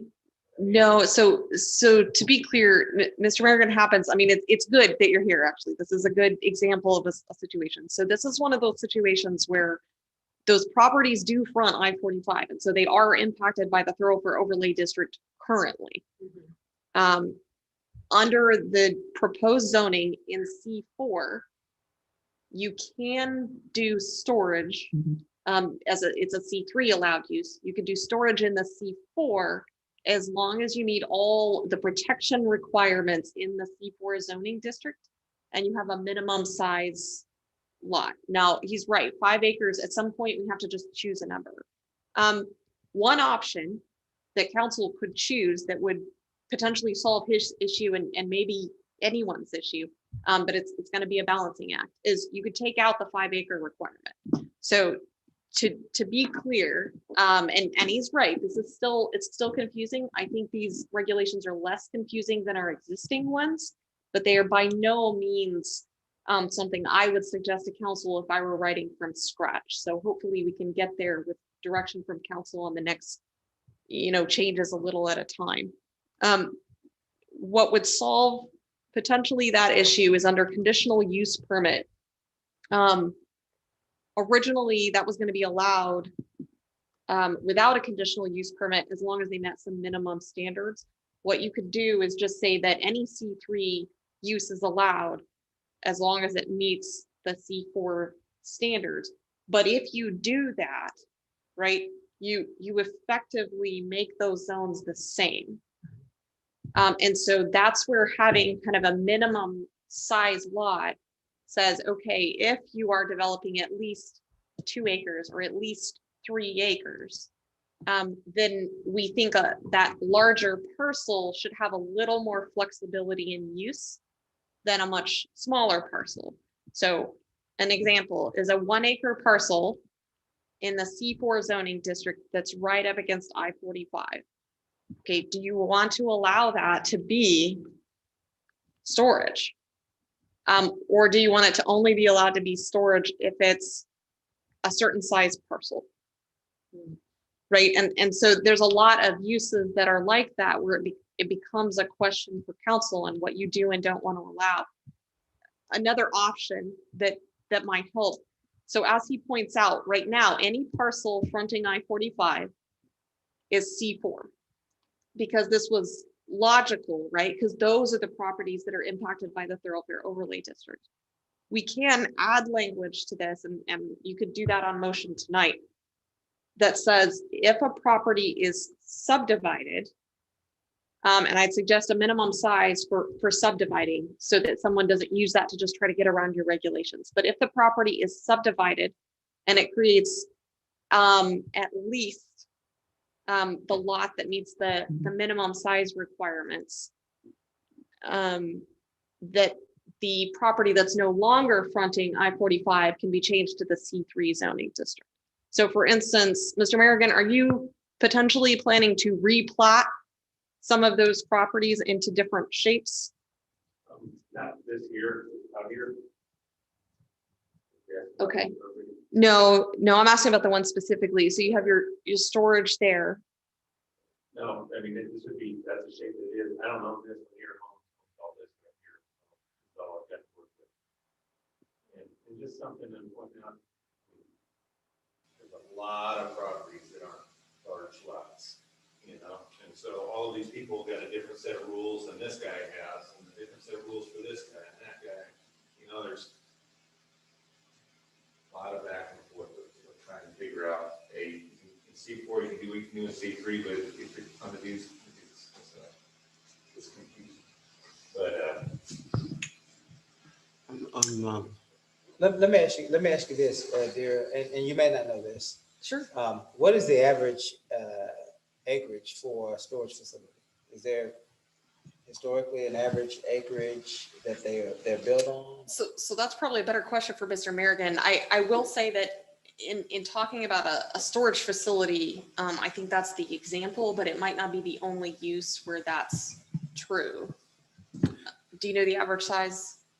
I bought that complex on Cedar over there, just rehabbed it. The storage facility, I don't know if y'all seen it, abandoned. On Cedar And O'Shea, right behind the AT&T building. Oh, okay. Just bought that, rehabbed it. I think that's an acre right there. But So 3 acres is a pretty good.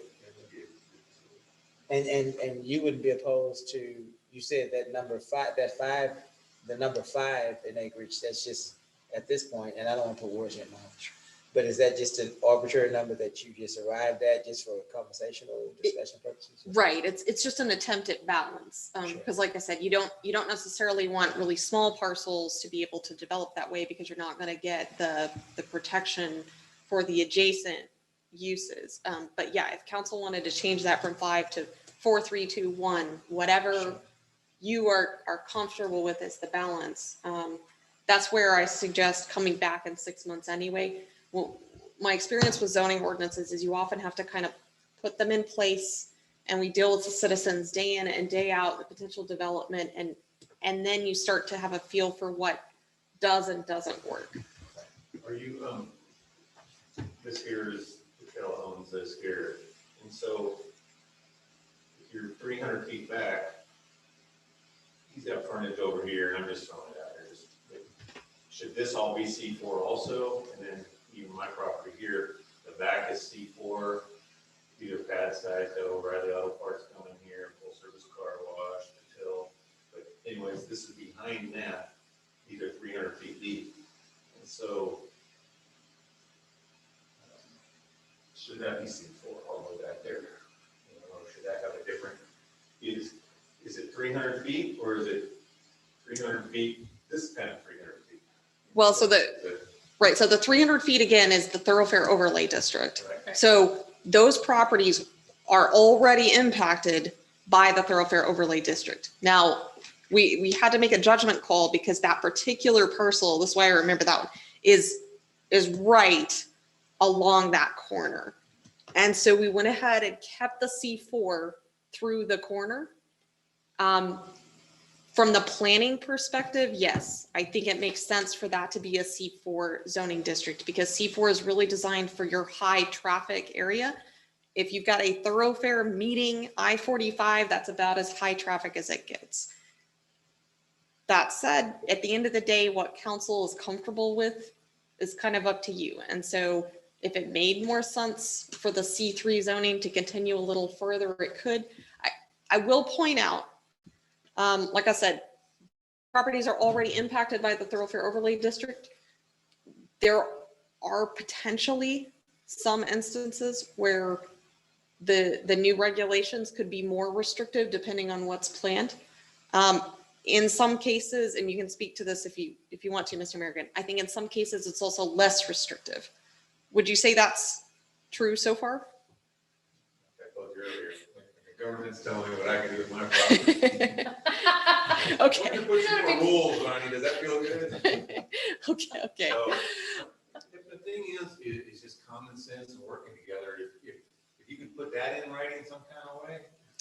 And really, Pearland's the worst. I got a building over there and I'll never buy another building there. And it's a nightmare. And I had a young couple wanted to open a gym in the building. And they break out the list. Is it on the list? No, sorry, sir. And they're real polite about it, but nope, it's not on the list. Now I need to get a special use permit. And it was a giant ordeal to get to that. And so nothing should be a giant ordeal for me to spend money and build a business in any city.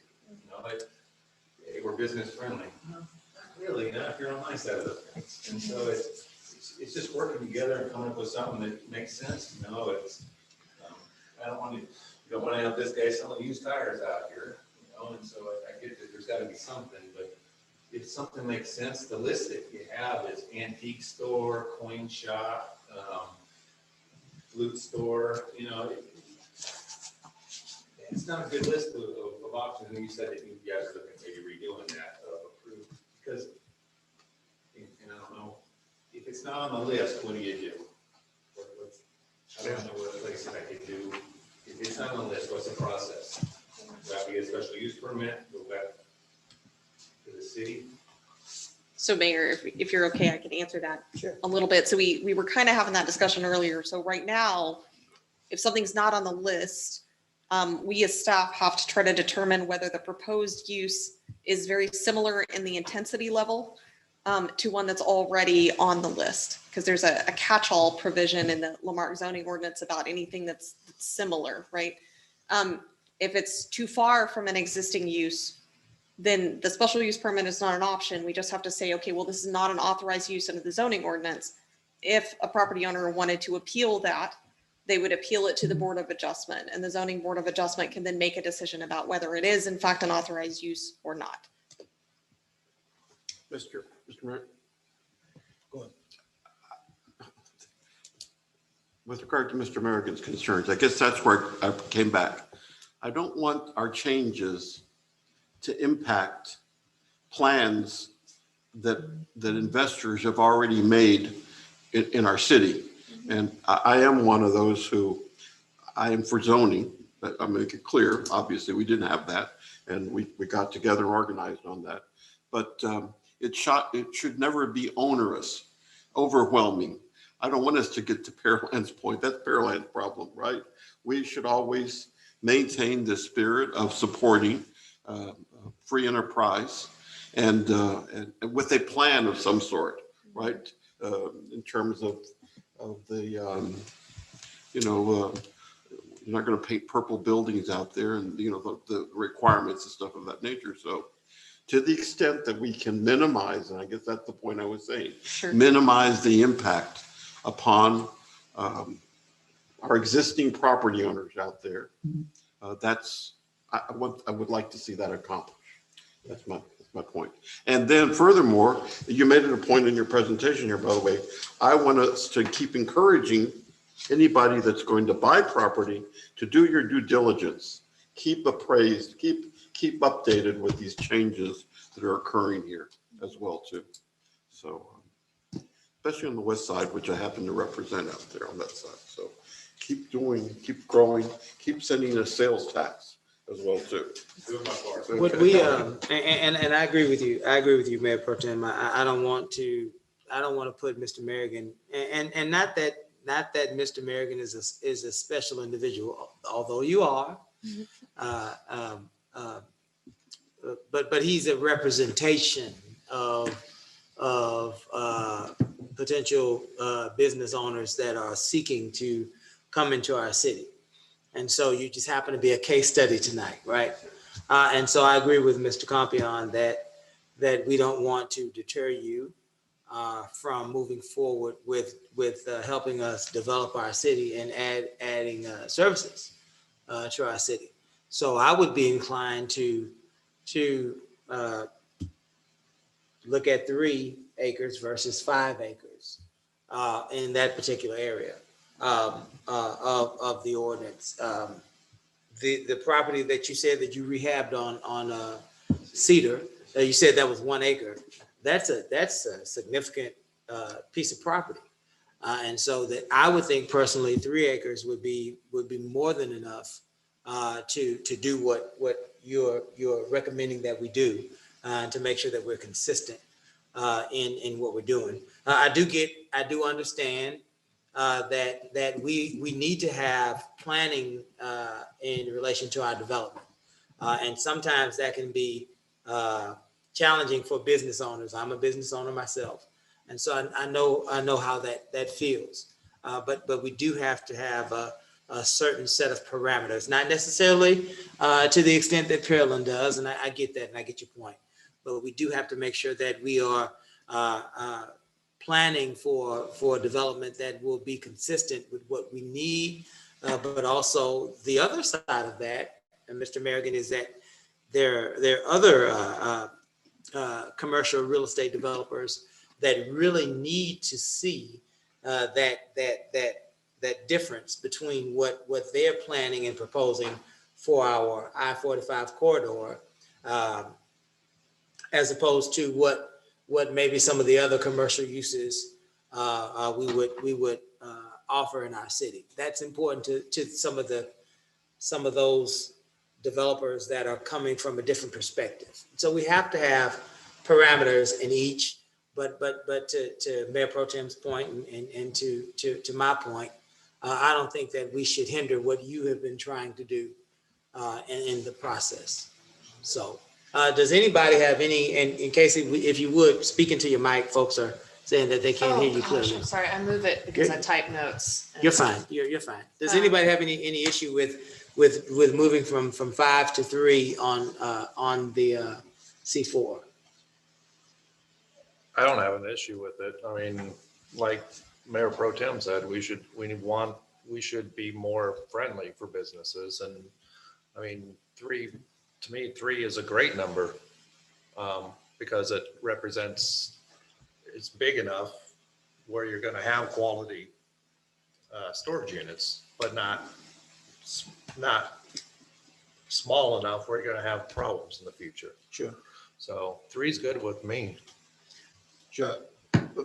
My question is this, and I'm looking at some of the lines I see further down 45. Those look like properties that are less than an acre. They almost look like lots. But by the way, we have an example of a storage unit that's on a lot who was, if I'm not mistaken, owned by a previous council person right there at the corner of Texas Avenue and Newman Road. Mm-hmm. And it's just an old Burger King that's right there, and that he took and split up into storage units, Right. and that's still there. And I think that's going to be C4 under this. Yeah, I get it. I get where you're going with that. But I wanted to make the distinction that we're only considering this as it relates to storage facilities in C4, right? So this would actually be for any use allowed in C3 would be allowed as long as it was on a lot of 3 acres or more. So you're basically allowing the more expansive list of uses in the C3 zone, including storage units, to come in on larger parcels of property inside C4, as long as they comply with the buffering, screening, residential protection requirements, et cetera. Gotcha. And if a person has an alternate use and they're going to come before planning, they would have to pay their $500 fee and say, I have this proposal. And I'd like to get a waiver, or I'd like to, what's the term we're using? Variance. A variance. No, so to be clear, there's a big difference between a variance and a zone change. So if you wanted a variance, which is you have to meet the unnecessary hardship standard, or if you were appealing a zoning interpretation. So I said, no, your microbrewery that's going to have 18 wheelers is not similar enough. It can't be allowed in the C1 zoning district, and they wanted to disagree. That's $25 is all, Oh, and it 25. goes to the Board of Adjustment. If they said, we have this piece of property, it's zoned C4, we really don't want it to be C4. We think it should be C3, even though it's along I-45. That would cost $500 because it has to go through all the proper notice procedures. And then it would come before planning and zoning, and then it would come before council twice. So my question then now, speaking of the fees, how do we, in this process, minimize this need for fees? If we've got existing property owners there, does that make sense? Is it a legitimate concern? I'm just wondering. So we may or may not make these changes, but if we should and adopt them, and say Mr. Merriman has another property someplace and ultimately economic conditions change, or he's got some other fantastic opportunity. Okay. He's going to have to come back to us, pay a fee. Potentially, only if he was going to build something that was not allowed in the zoning district. So let's say, and maybe there's a way we can fix that. Let's say that Mr. American decided he wanted to break up a large piece of property into two smaller pieces, and the smaller piece is no longer going to front any major thoroughfare. You can put in language that says as long as a subdivision results in 2 or more lots that meet the minimum size requirements, which is 7,500 square feet, in section 7127, that any property no longer fronting I-45, 1764 or 1765 automatically reverts to the C3 zoning district. Or you could choose the C1 zoning district. Now, I would probably advise C3 because you bear in mind C3 is right behind C4, so it provides a more transition district. But that's council's will. So in addition to the change from 5 acres to 3 acres that we discussed, I would suggest that language. Say it again there. Let's see if I can do this. For any subdivision into 2 or more lots that result in lots meeting the minimum size requirement of section 7127, any lot that no longer fronts I-45, FM 1764, or FM 1765 would automatically revert to the C3 zoning district. And what would that do? And if you can do that in layman's, if you can tell us and those that are listening in layman's terms, what would that do? What that does is take a potentially larger piece of land, and if you break off the piece that fronts I-45, the piece that no longer fronts I-45 goes back to the less restrictive zoning. Gotcha. Therefore, easier to develop. Theoretically, yes. Gotcha. That makes sense. Yeah. I gotta say that, there's a lot of things we've discussed that we think will need to be changed or be, refined, definitely refined. But I do think that it is important, or at least I'm feeling the momentum of moving forward, just in the interest of a lot of things. Like, I'm so glad you came tonight because, like you said, it is invaluable having that real person feedback, and we need more of that. And a lot of, I suspect that, maybe you're not a unique business owner. I'm going to call you a unique business owner, but there's a lot of folks I think who might eventually develop who aren't going to come to these meetings, who aren't going to come to maybe any of our meetings, and we're not going to hear from them until they experience some of the changes, and then we can respond. We're not saying that this is how it is for the next 50 years. We're saying this is how it is right now. Let's see some of the impacts. Let's respond quickly. Let's not languish, but, you bringing up a very valid point about, I want to develop this and I trust it'll look nice. It'll be good. As far as I'm concerned, we could spend all night talking about the merits of what size acreage is appropriate for certain things, but it would change for whatever different type of development we were talking about, you know, like I see no problem with a half-acre storage. I mean, like, I don't care. If someone's gonna manage that business well, it's gonna look nice, it's gonna bring sales tax in, it's gonna benefit the community, great. I don't give two hoots about the size of it, but I would care a lot about the size of a used car lot or a, you know, XYZ establishment. So we have to have some forward momentum in order to figure out where we were going and what needs to, you know, whoa, that didn't work, or we need to make this stronger. So that's just where I'm at right now. Right. I get it. I get it. One thing that none of these people know that you're doing this. So It's just by chance that I looked on the website and I saw it, and that's the only reason I'm here. But nobody knows. And so that's, you guys are gonna get phone calls, you're gonna have problems when this guy wants to do this and this guy wants to do this. And I mean, and I don't know what, I mean, you're the city, so you can say that's the way it is, but that's the way it's gonna be. But just telling you. So Notification process is not great. Mayor, can I address that just Yes, a little ma'am. bit? Yes, ma'am. So we talked about this a little bit. I'm just gonna reiterate to council, I'm not saying you have to do it this way, but doing a large scale map update, and unless you want to budget $25,000 to $50,000 to do those notifications, which I will happily do if that's what you want to do. There is no other way to do a large scale map update than the notices provided. We did go beyond the statutory requirement as council suggested, and then pass the ordinance. So it has been up on the website. It has gone through extra meetings.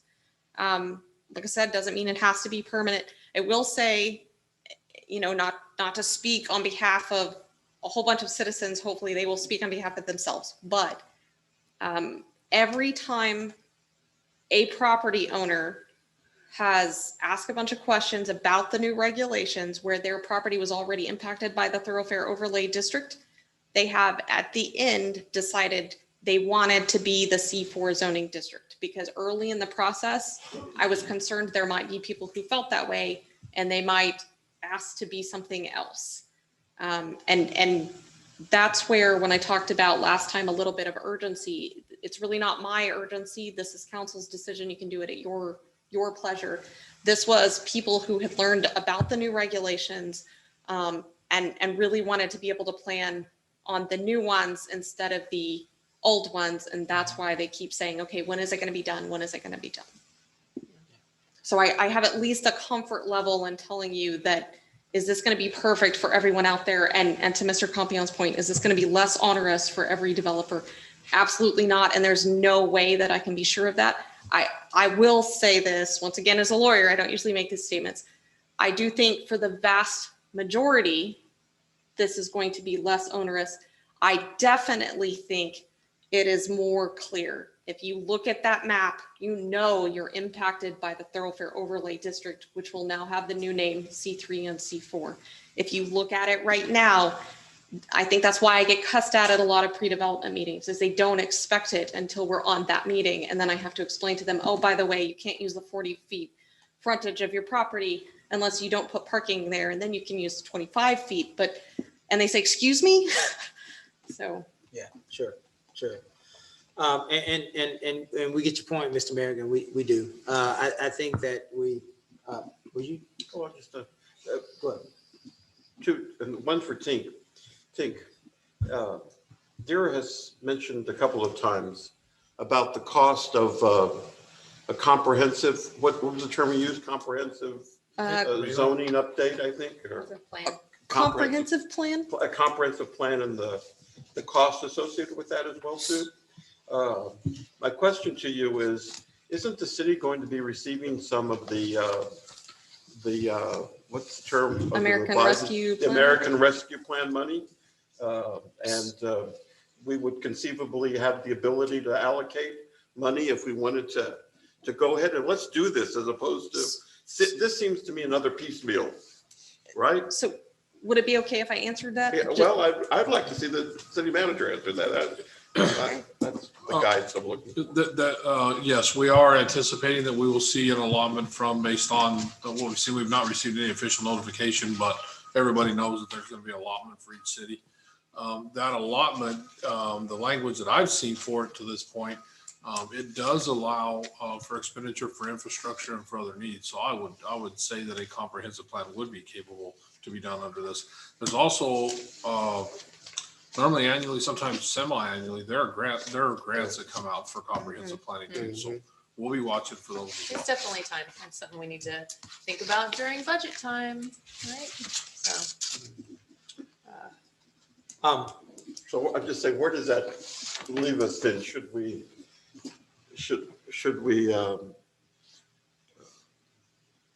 table this for one more and bring it back again with the changes? There are a lot of changes we've discussed now, right? So you've actually only discussed 3 changes, 1 to the map and 2 to the C3 and C4 regulations.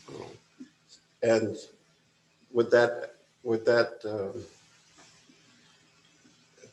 are you prepared to give us language to reflect those changes if we did a first reading? Okay. Well, I do have one last question. The height requirement for buildings, I don't know if you guys picked up on that. The 50 feet plus 10. My question was this,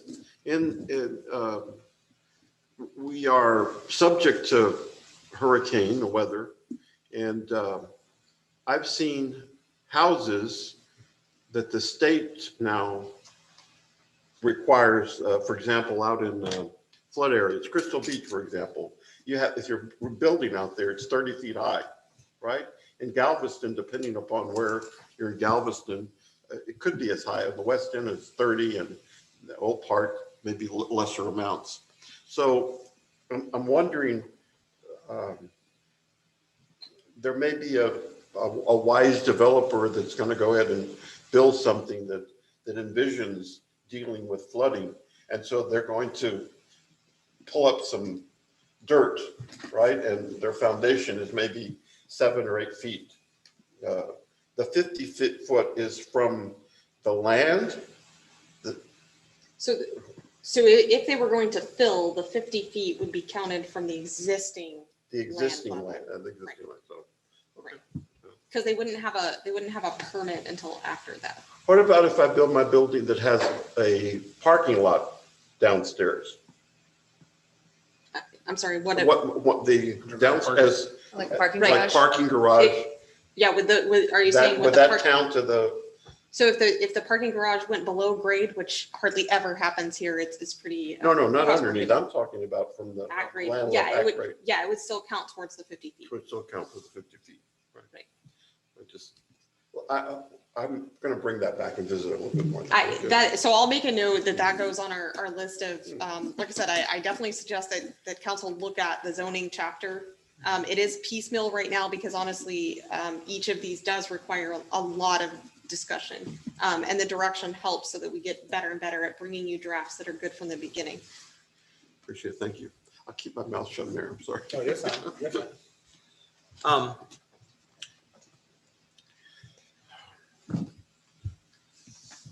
I think that we have to move forward.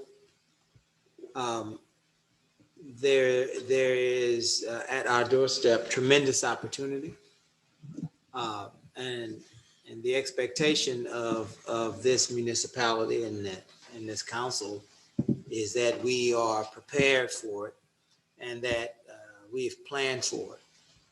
I think that this is a first step in that direction. Mr. Merrigan, thank you for staying.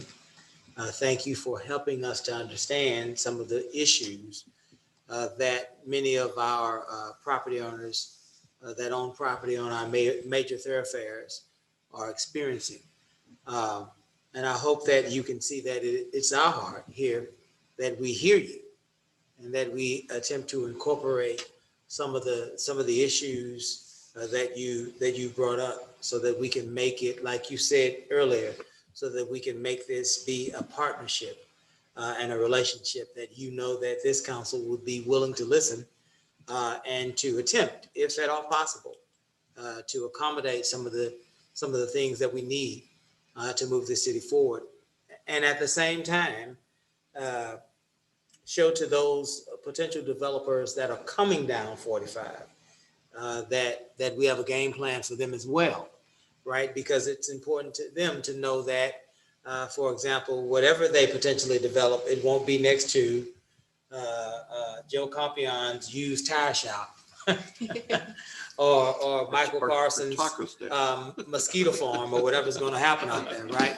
So there's a balance, and we understand that, and so we're trying to prepare our city for the development that's coming, and at the same time honor those like you who've been in our city developing for years and years and years, and so that's the attempt. The good news is this: whatever we do, we've already said, and Ms. Parnell has already suggested that we bring this back in 6 months, which means that whatever we do in this interim, and whatever issues arise from that 6 months from now, we'll be listening again, not only to the property owners, but also to the citizens as they are able to weigh in on the ramifications that will come from these changes.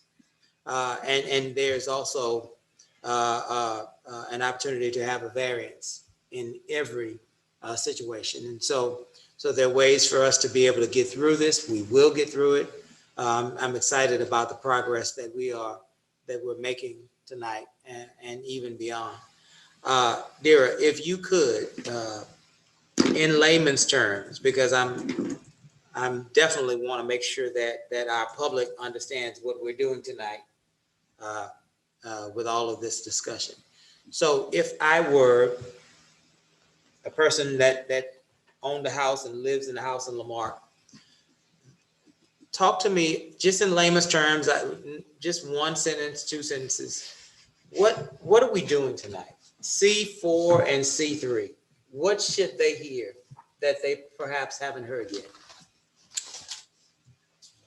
We are being more upfront with the notice to prospective developers about what we expect for new commercial development within our city. Okay. So we're making it clearer for potential commercial developers, right?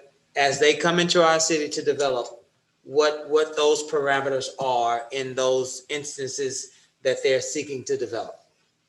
Correct. When you look at this zoning map, the proposed zoning map, as a potential developer, you can clearly see there are expectations for property fronting I-45 that don't exist for property that doesn't front I-45 or 1764 or 1765.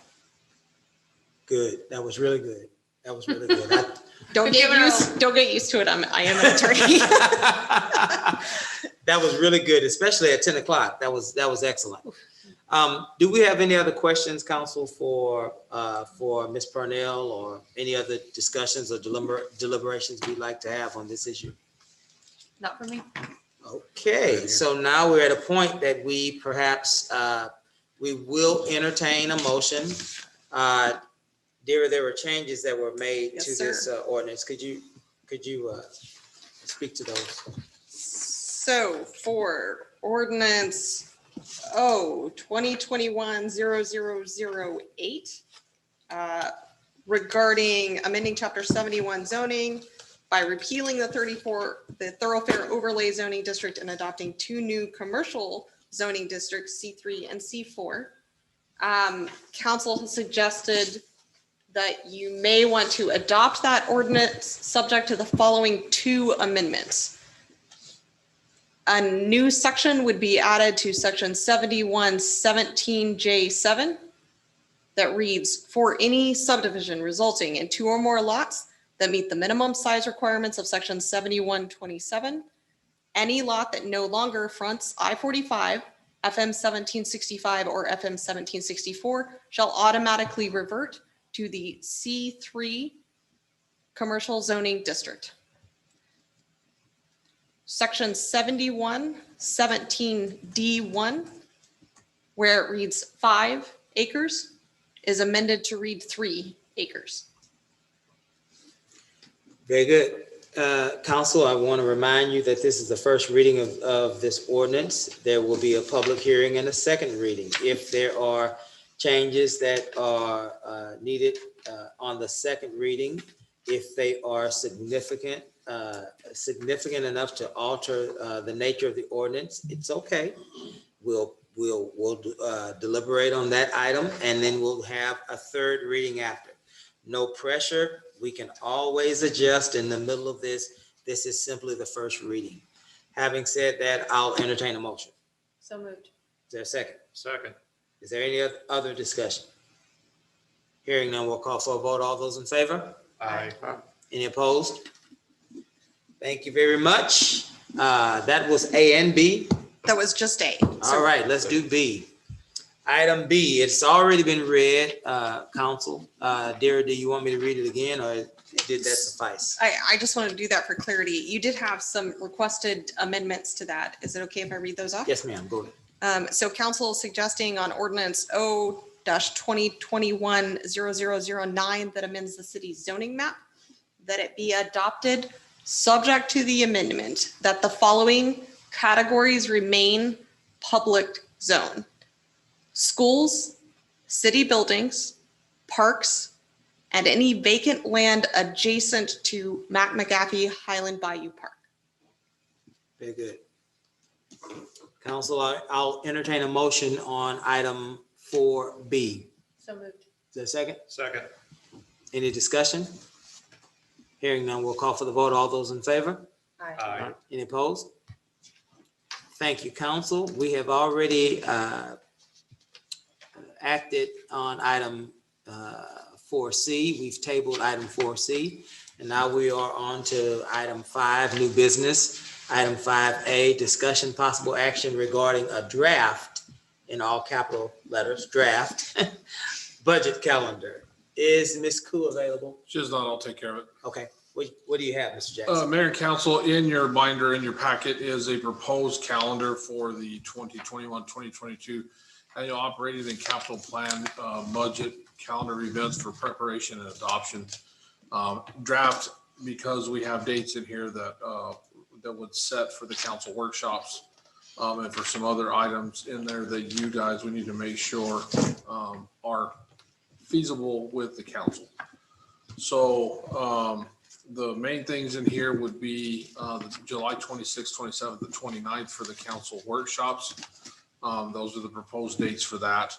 And then, of course, those are the dates that come after for tax hearings, whatever. Those are based on the dates of those workshops because there's certain time requirements between each step. So if we could solidify those dates for the 26th, 27th, and 29th, or figure out when it works, then we can get the rest of the dates established and put together and get this adopted so we can get started on it. Very good. Council, you've had a chance to look at the proposed dates and look at your individual calendars.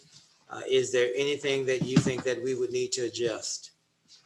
I just wanted to so I've done this 2 years now where I think I have every date figured out and then realize, oh my gosh, there's a hearing that I didn't realize we have to be at. So I want to be super clear with beautiful Robin and her list that obviously the council workshop dates are ones we're required. What are the other, is it any of them that are listed as hearing we're required to be at because we'll have to hold hearings? I think really the tax one, well, not really any of them. The tax rate's always going to be by roll call, but I mean, as long as there's a quorum. You will need to be here on August the 16th, September the 7th, Okay. and September 14th. Those are the dates of all the hearings. Okay. Thank you. So July 26th, July 27th, July 29th for the workshops, August the 16th for the first tax public hearing, August the 7th for the first budget public hearing and the budget and tax adoption first reading, and then the 14th for the second hearing and the second reading. Cool. And Tink, to be clear, when we see and talk about first tax public hearing, that is not saying that we're having tax increases. That's something that will ultimately discussed here, but we're, By law, whatever the tax whatever rate. the tax rate, we it have could be to. the existing one, it could be a lower one. It's just, that's that reference. Those are the statutory requirements that we have, the 2 tax hearings and a final adoption. Okay, thank you, sir. Any other changes or any other questions?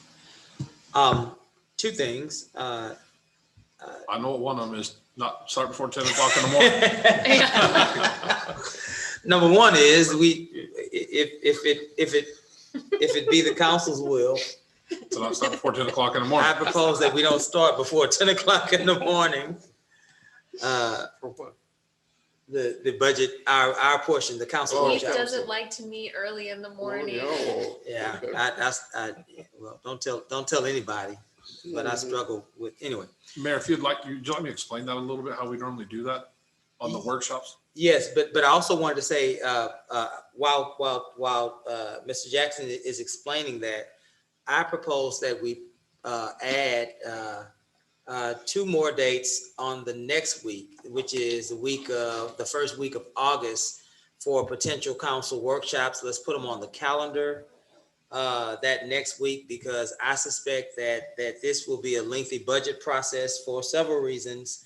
There's the CARES Act stuff that we may have to work through. We just got awarded a grant, so there's other opportunities that we may have presented for some of the monies that we earmarked to maybe resolve some of those issues that this grant will take care of. And then again, this will be the first budget workshop for 3 of us. And so we want to make sure that we provide enough opportunity for our members to thoroughly go through this process and feel comfortable enough to really contribute.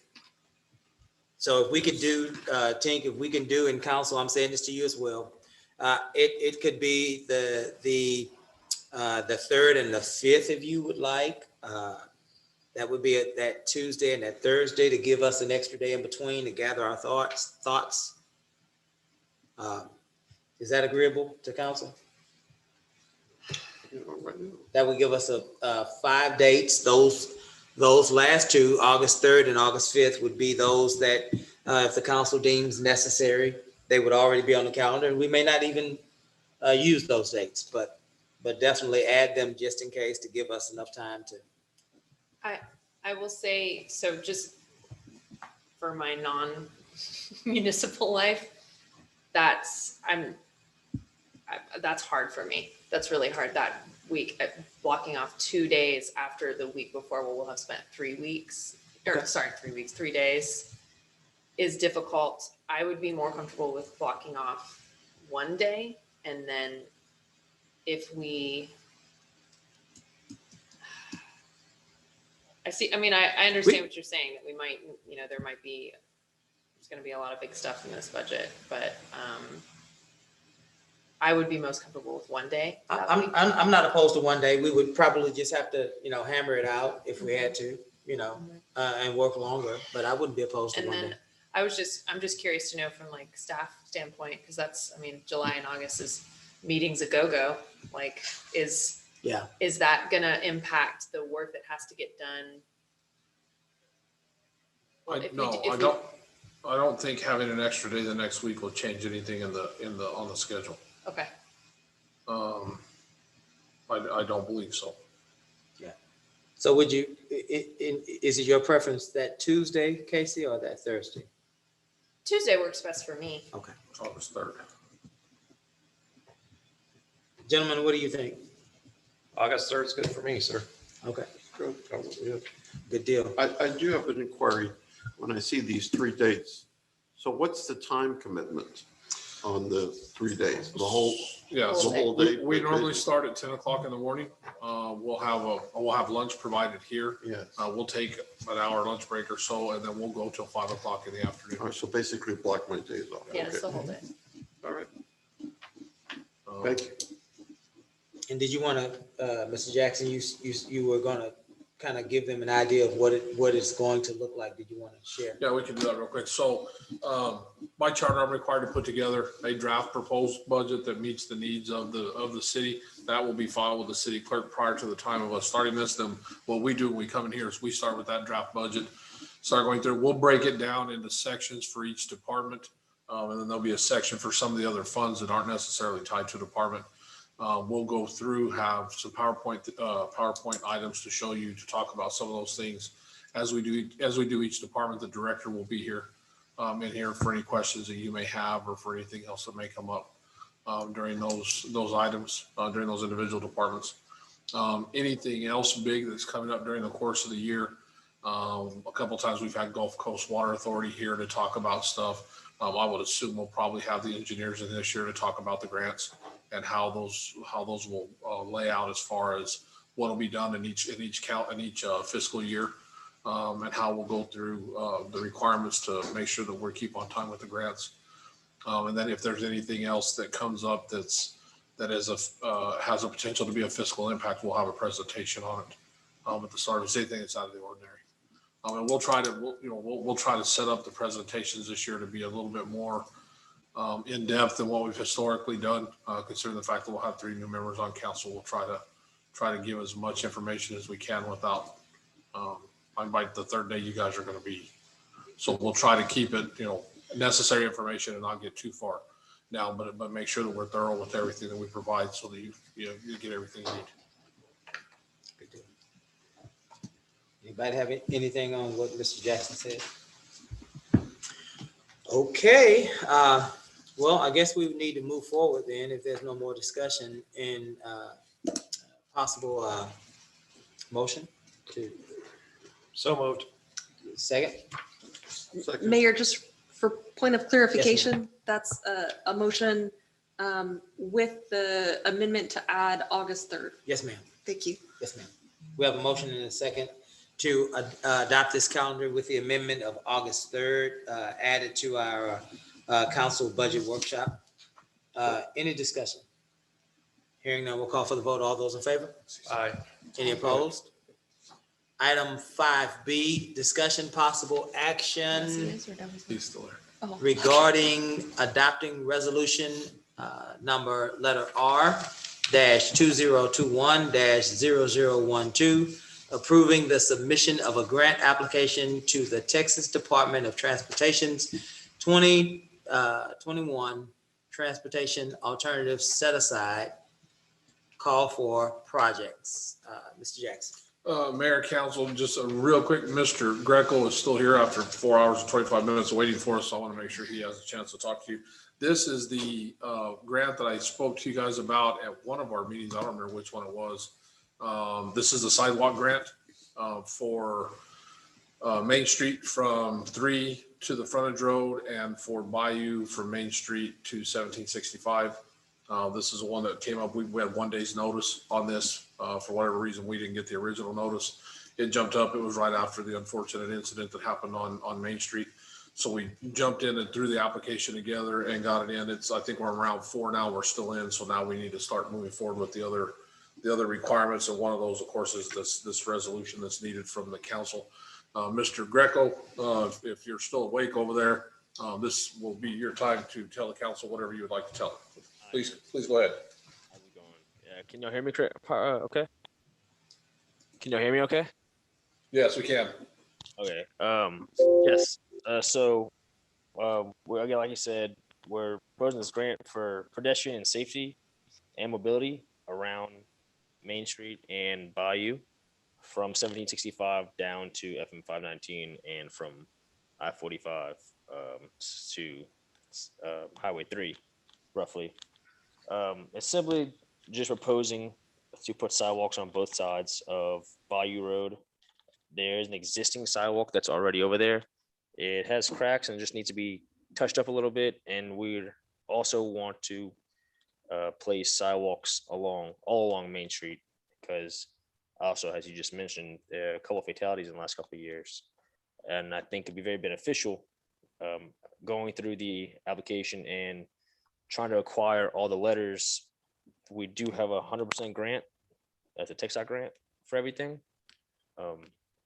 Really, it's just kind of, I guess, running it by and seeing if we can be accountable for, or if it's feasible, and really just proposing that. We're still waiting letters from TxDOT and the city of Lamarck to complete the detailed application. We have all the exhibits in place, and we've done all the budget for it. Hello?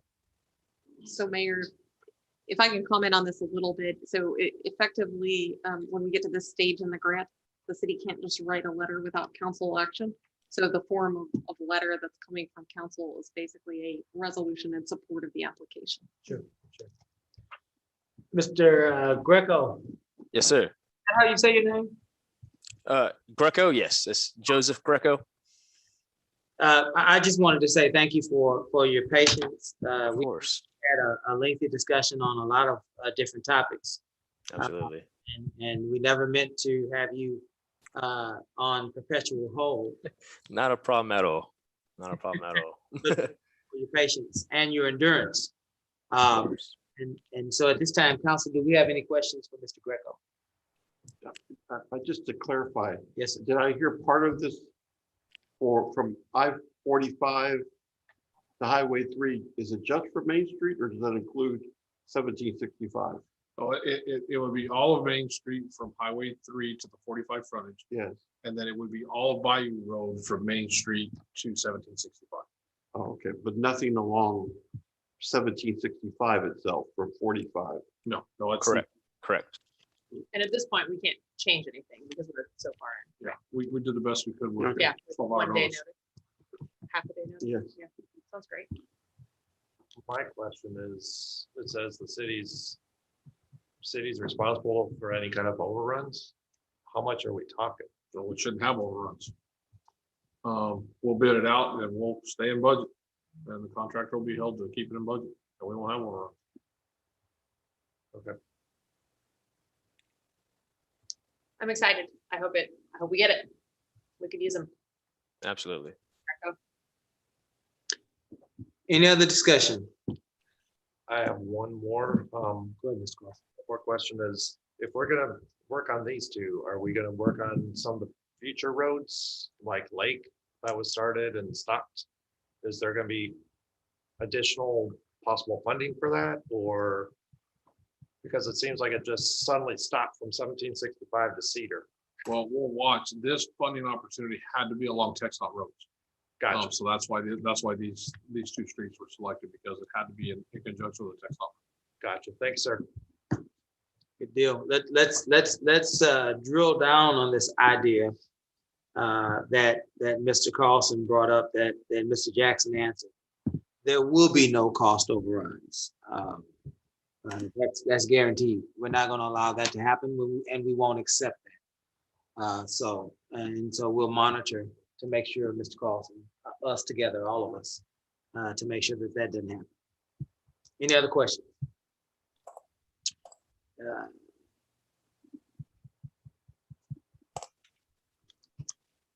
Did I call for it? It's 10 o'clock.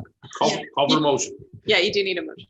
I need a motion. It's 10 o'clock. It's 10:30 actually. I move. You move? I'm so moved. You so moved. I Is am there so someone else moved that that can we- so move with us? Second. Is there any other discussion? Hearing none, we'll call for the vote. All those in favor? Aye. Aye. Any opposed? Item 5C, discussion possible action regarding approving the Galveston County Health District revised interlocal agreement. Mr. Jackson. Mayor, council, in your packet is a proposed revised interlocal agreement from Galveston County related to operation of the health district. With it is the letter that they provided to you with their reasonings for wanting you to approve them to do this. They're basically asking for the cities to agree to a reduction in the board from a 13-member board to a 5-member board, and the elimination of the professional specialty qualification requirements. They believe that this will simplifying this will allow the county to provide greater public health accountability, transparency, and improve financial oversight of the health district. And they listed some other items in there. I have not spoke to anybody at the county. I don't know if anybody at the county reached out to the mayor to talk to the mayor about this. I spoke with Commissioner Holmes very briefly, and it was had nothing to do with the nuances of this proposal. We only discussed the timeline for us addressing this and taking action. So we didn't discuss any of the politics involved. And they had asked us to have it approved by June the 5th, correct? I think the date I was think the it's 5th. the 6th. Yeah, it was not a lot of time. Yeah, they didn't give us this. I've got feelings about this. Big Feelings. ones. So I would love for someone to, who maybe read it differently than me or interpreted it differently to challenge me on these assumptions that I've made, but I have major issue and feel like they do not provide any sufficient evidence for why, first of all, that the health district needs greater financial oversight. I'm open to that idea, but why? What is the reasoning behind that? There's zero evidence that convinces me that that's necessary. And furthermore, that the reduction of a 13 board to 5 and completely eliminating professional requirements for a board that weighs in on things such as epidemiology and disease. Yeah. I honestly, I thought it was a joke. Like, I can't, I'm really surprised that this would come before us, especially amid COVID. It seems really strange to me. Again, I completely accept the fact that there might be very legitimate reasons for this, but I didn't see them listed. I don't see the evidence for why this proposal is the solution to the problem that they are asserting. The end, because it is 10:30. No, I totally agree. It seems like the number is being, according to their proposal, is being decreased from 13 to 5. Those 5 will be, in my understanding, they will be nominated by the county, and we would have the opportunity to voice our support or our displeasure with the nominations. But then they would be able to override that. And when you look at the new language, it says 5 members, right? And 5 members of our community, right? Which we all have great members, and that's not a slight against them. But if it's the Board of Health, the United Board of Health, I would want to have some folks that have some experience. Yeah, I mean, Right. these are folks that appoint the executive director, who is the person who was the entire face of the county's response to the pandemic. And, Dr. Kaiser is a doctor. And whether or not you agree with, how he handled things or how the health district handled things, if I just find very little reassurance that if we drop the requirements of professional medical experience, of course, they're not all, they're very specific, and I see why there might be trouble finding a veterinarian and a dentist and all these very specific, like Lego people roles. But if we end up with the United Board of Health where not a single person has any experience in any of these fields, Right. and then they're expected to appoint the head of the Galveston of the United Board of Health, like, that makes no sense to me. Right. Incidentally, Councilwoman McAuliffe, the board currently, and I just want to, for public, this council is all about transparency. So the 13 members of this board, among them is a licensed physician, a representative from UTMB, a representative from Mainland Medical Center, 2 representatives from the municipalities within Galveston County. Those would be our representatives. A licensed veterinarian, a registered nurse, a licensed dentist, a member of the food service and foods sales industry. So these are all people who have expertise in areas that address our health in this county.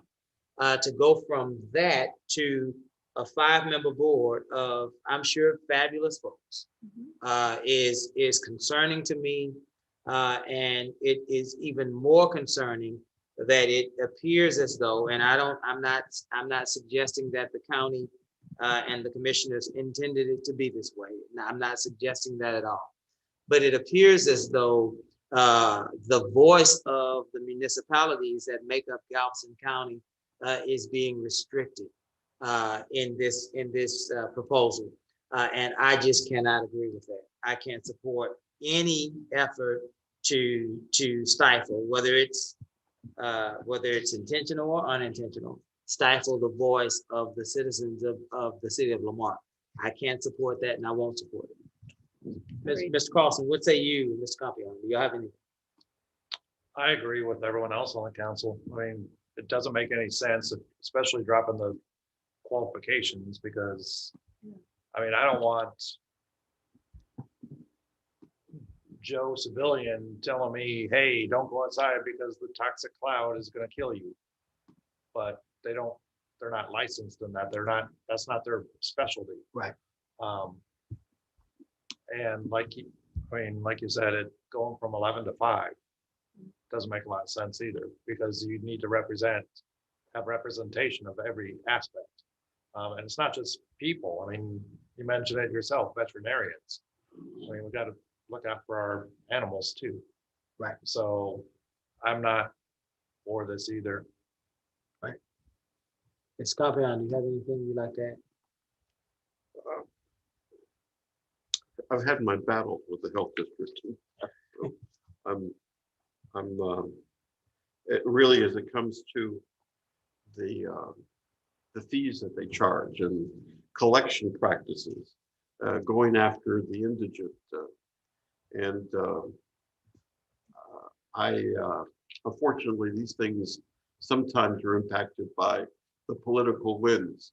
And I want a health district that, to the extent possible, is focused upon the citizens and the residents that it's helping, and not be swayed by political considerations. Health is not a political topic.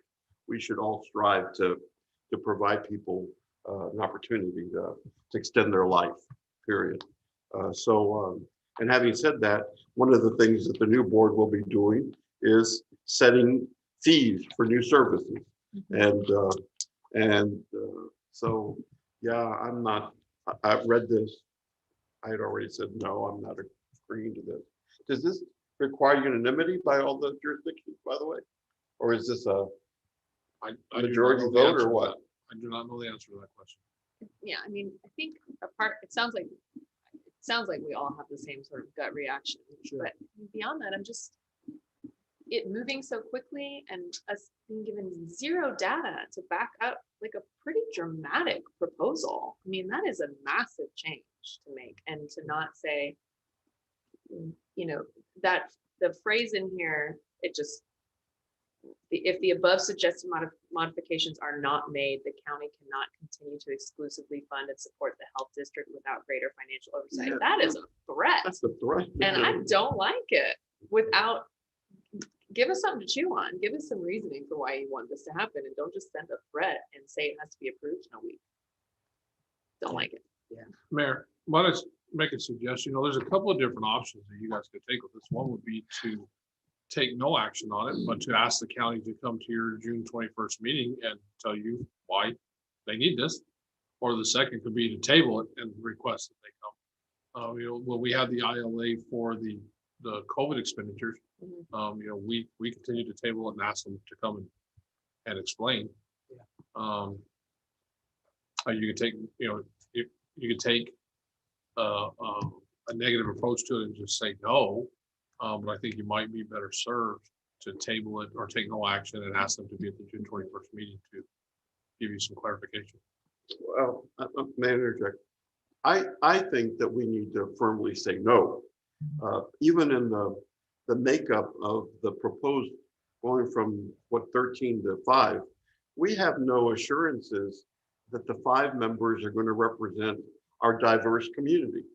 So, some county boards have not been doing so well in that department. So I think we need to say, no, here are our reasons perhaps. But also offer them the opportunity to come back to us if they're so desirous of these changes and explain themselves. That's just how I would suggest we go. My question is, if we do say no, other than the financial transparency or what significant impact is it going to have on our community? Are they going to just stop seeing our citizens because they can't afford the funding? I mean, that's because I'm sure there's people in our community that rely on them for their healthcare, for their dentistry. So that's my concern is if we say no, are they just going to instantly say, well, we can't see your citizens then? So. Well, I think if they did that, they'd be in really big trouble. Yeah, that's a federally. But I qualified. think, but I do think it's worth considering what are the ramifications of us saying no. I would support us saying no and then still inviting them and say, Yeah. we can't accept this as this stands. And you gave us no reason to accept this. Come to the June 21st. I mean, like, we'll put it on the agenda.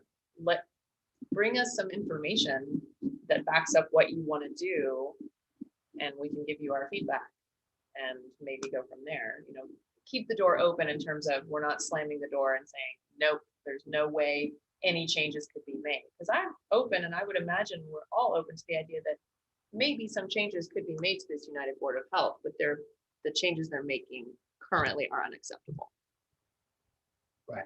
Yeah, it's a non-starter for me. Anytime that we're taking the voice away from our citizens, and so that those two representatives that come from the municipalities within Galveston County, that's a non-starter. It's a non-starter. But I am willing to say no, and with the caveat that we would invite them, Mr. Jackson, to our June 24th meeting, so that we might understand their reasoning behind this proposed change. I mean, it's not no, and we're done with it. It's no, we can't accept this, but we're willing to listen to something different, in my opinion. Yeah, I'll listen. That would be okay with me. Well, what would that look like, Ms. Parnell? Would that just be a motion to reject, or? So if you're wanting to formally deny it, then basically to do it properly, you would motion to approve it, second it, and then all vote against it. You asked. It is You can- 10:45. You could also just motion to deny it on the condition that the county is invited by Mr. Jackson to come to the June 21st meeting. And then you can just vote in favor of that. Okay. Do y'all want to, I can do that. A or B? Which one would you like? I want to stay positive, so let's go B. Okay. Well, I will entertain a motion to deny this proposed change with the caveat that we invite the county to our June 24th meeting to discuss the proposed changes. So moved. Is there a second? Second. Any other discussion? Hearing none, we'll call for a vote. All those in favor? Aye. Any opposed? Thank you, council. We have been through item 6 already, and now we're on item 7, requests and announcements. Are there any requests and announcements for Mr. Jackson at this time? Only request I have, sir, has Mr. Chief Jackson given you his list yet? I have not seen that. one They're yet. working on it. Okay. They're working on it. And the only other thing is, seeing as we're being diverse, this is Gay Pride Month. So I just want to bring that out there that June is Gay Pride Month. So let's include them in our participation as you see fit. Absolutely. We have a standing calendar deal. There'll be a proclamation for Yeah. this one. We have a great proclamation. Absolutely. Mr. Compion? I wanted the council to be aware, and this is something Chink and both Europe, in this process of revisiting our zoning, it came as a surprise to me that what I consider a mobile home, some people call manufactured home, which we do not permit in residential areas. If I'm clear in saying that, correct? Effectively, let me do a real quick. Yeah, go ahead, nutshell. Joe. You go. So ahead. from the legal perspective,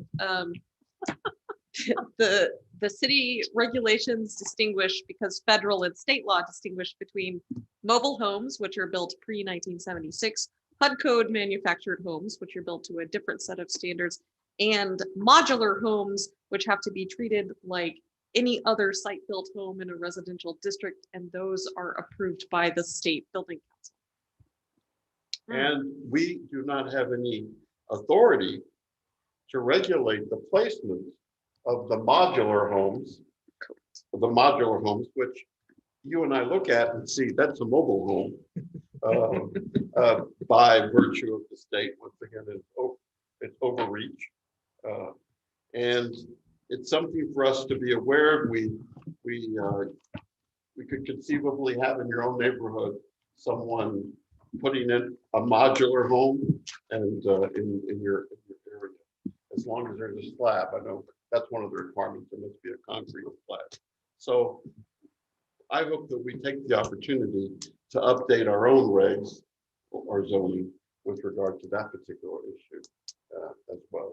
Right. And you mean to the extent that we can regulate Regulate, within yes, what regulate state and federal law have what- done? Absolutely. I do have one alibi. I almost forgot Juneteenth. Yeah. We've got to recognize Juneteenth. Yeah. So I was going to mention that. A couple things, three things, if I can remember them. The first thing that I'd like to share with us is that I believe on Monday, early voting. Is it Monday? I'm looking at the wrong person. It's 10:50. All right, Robin. Monday, early voting starts Monday at City Hall,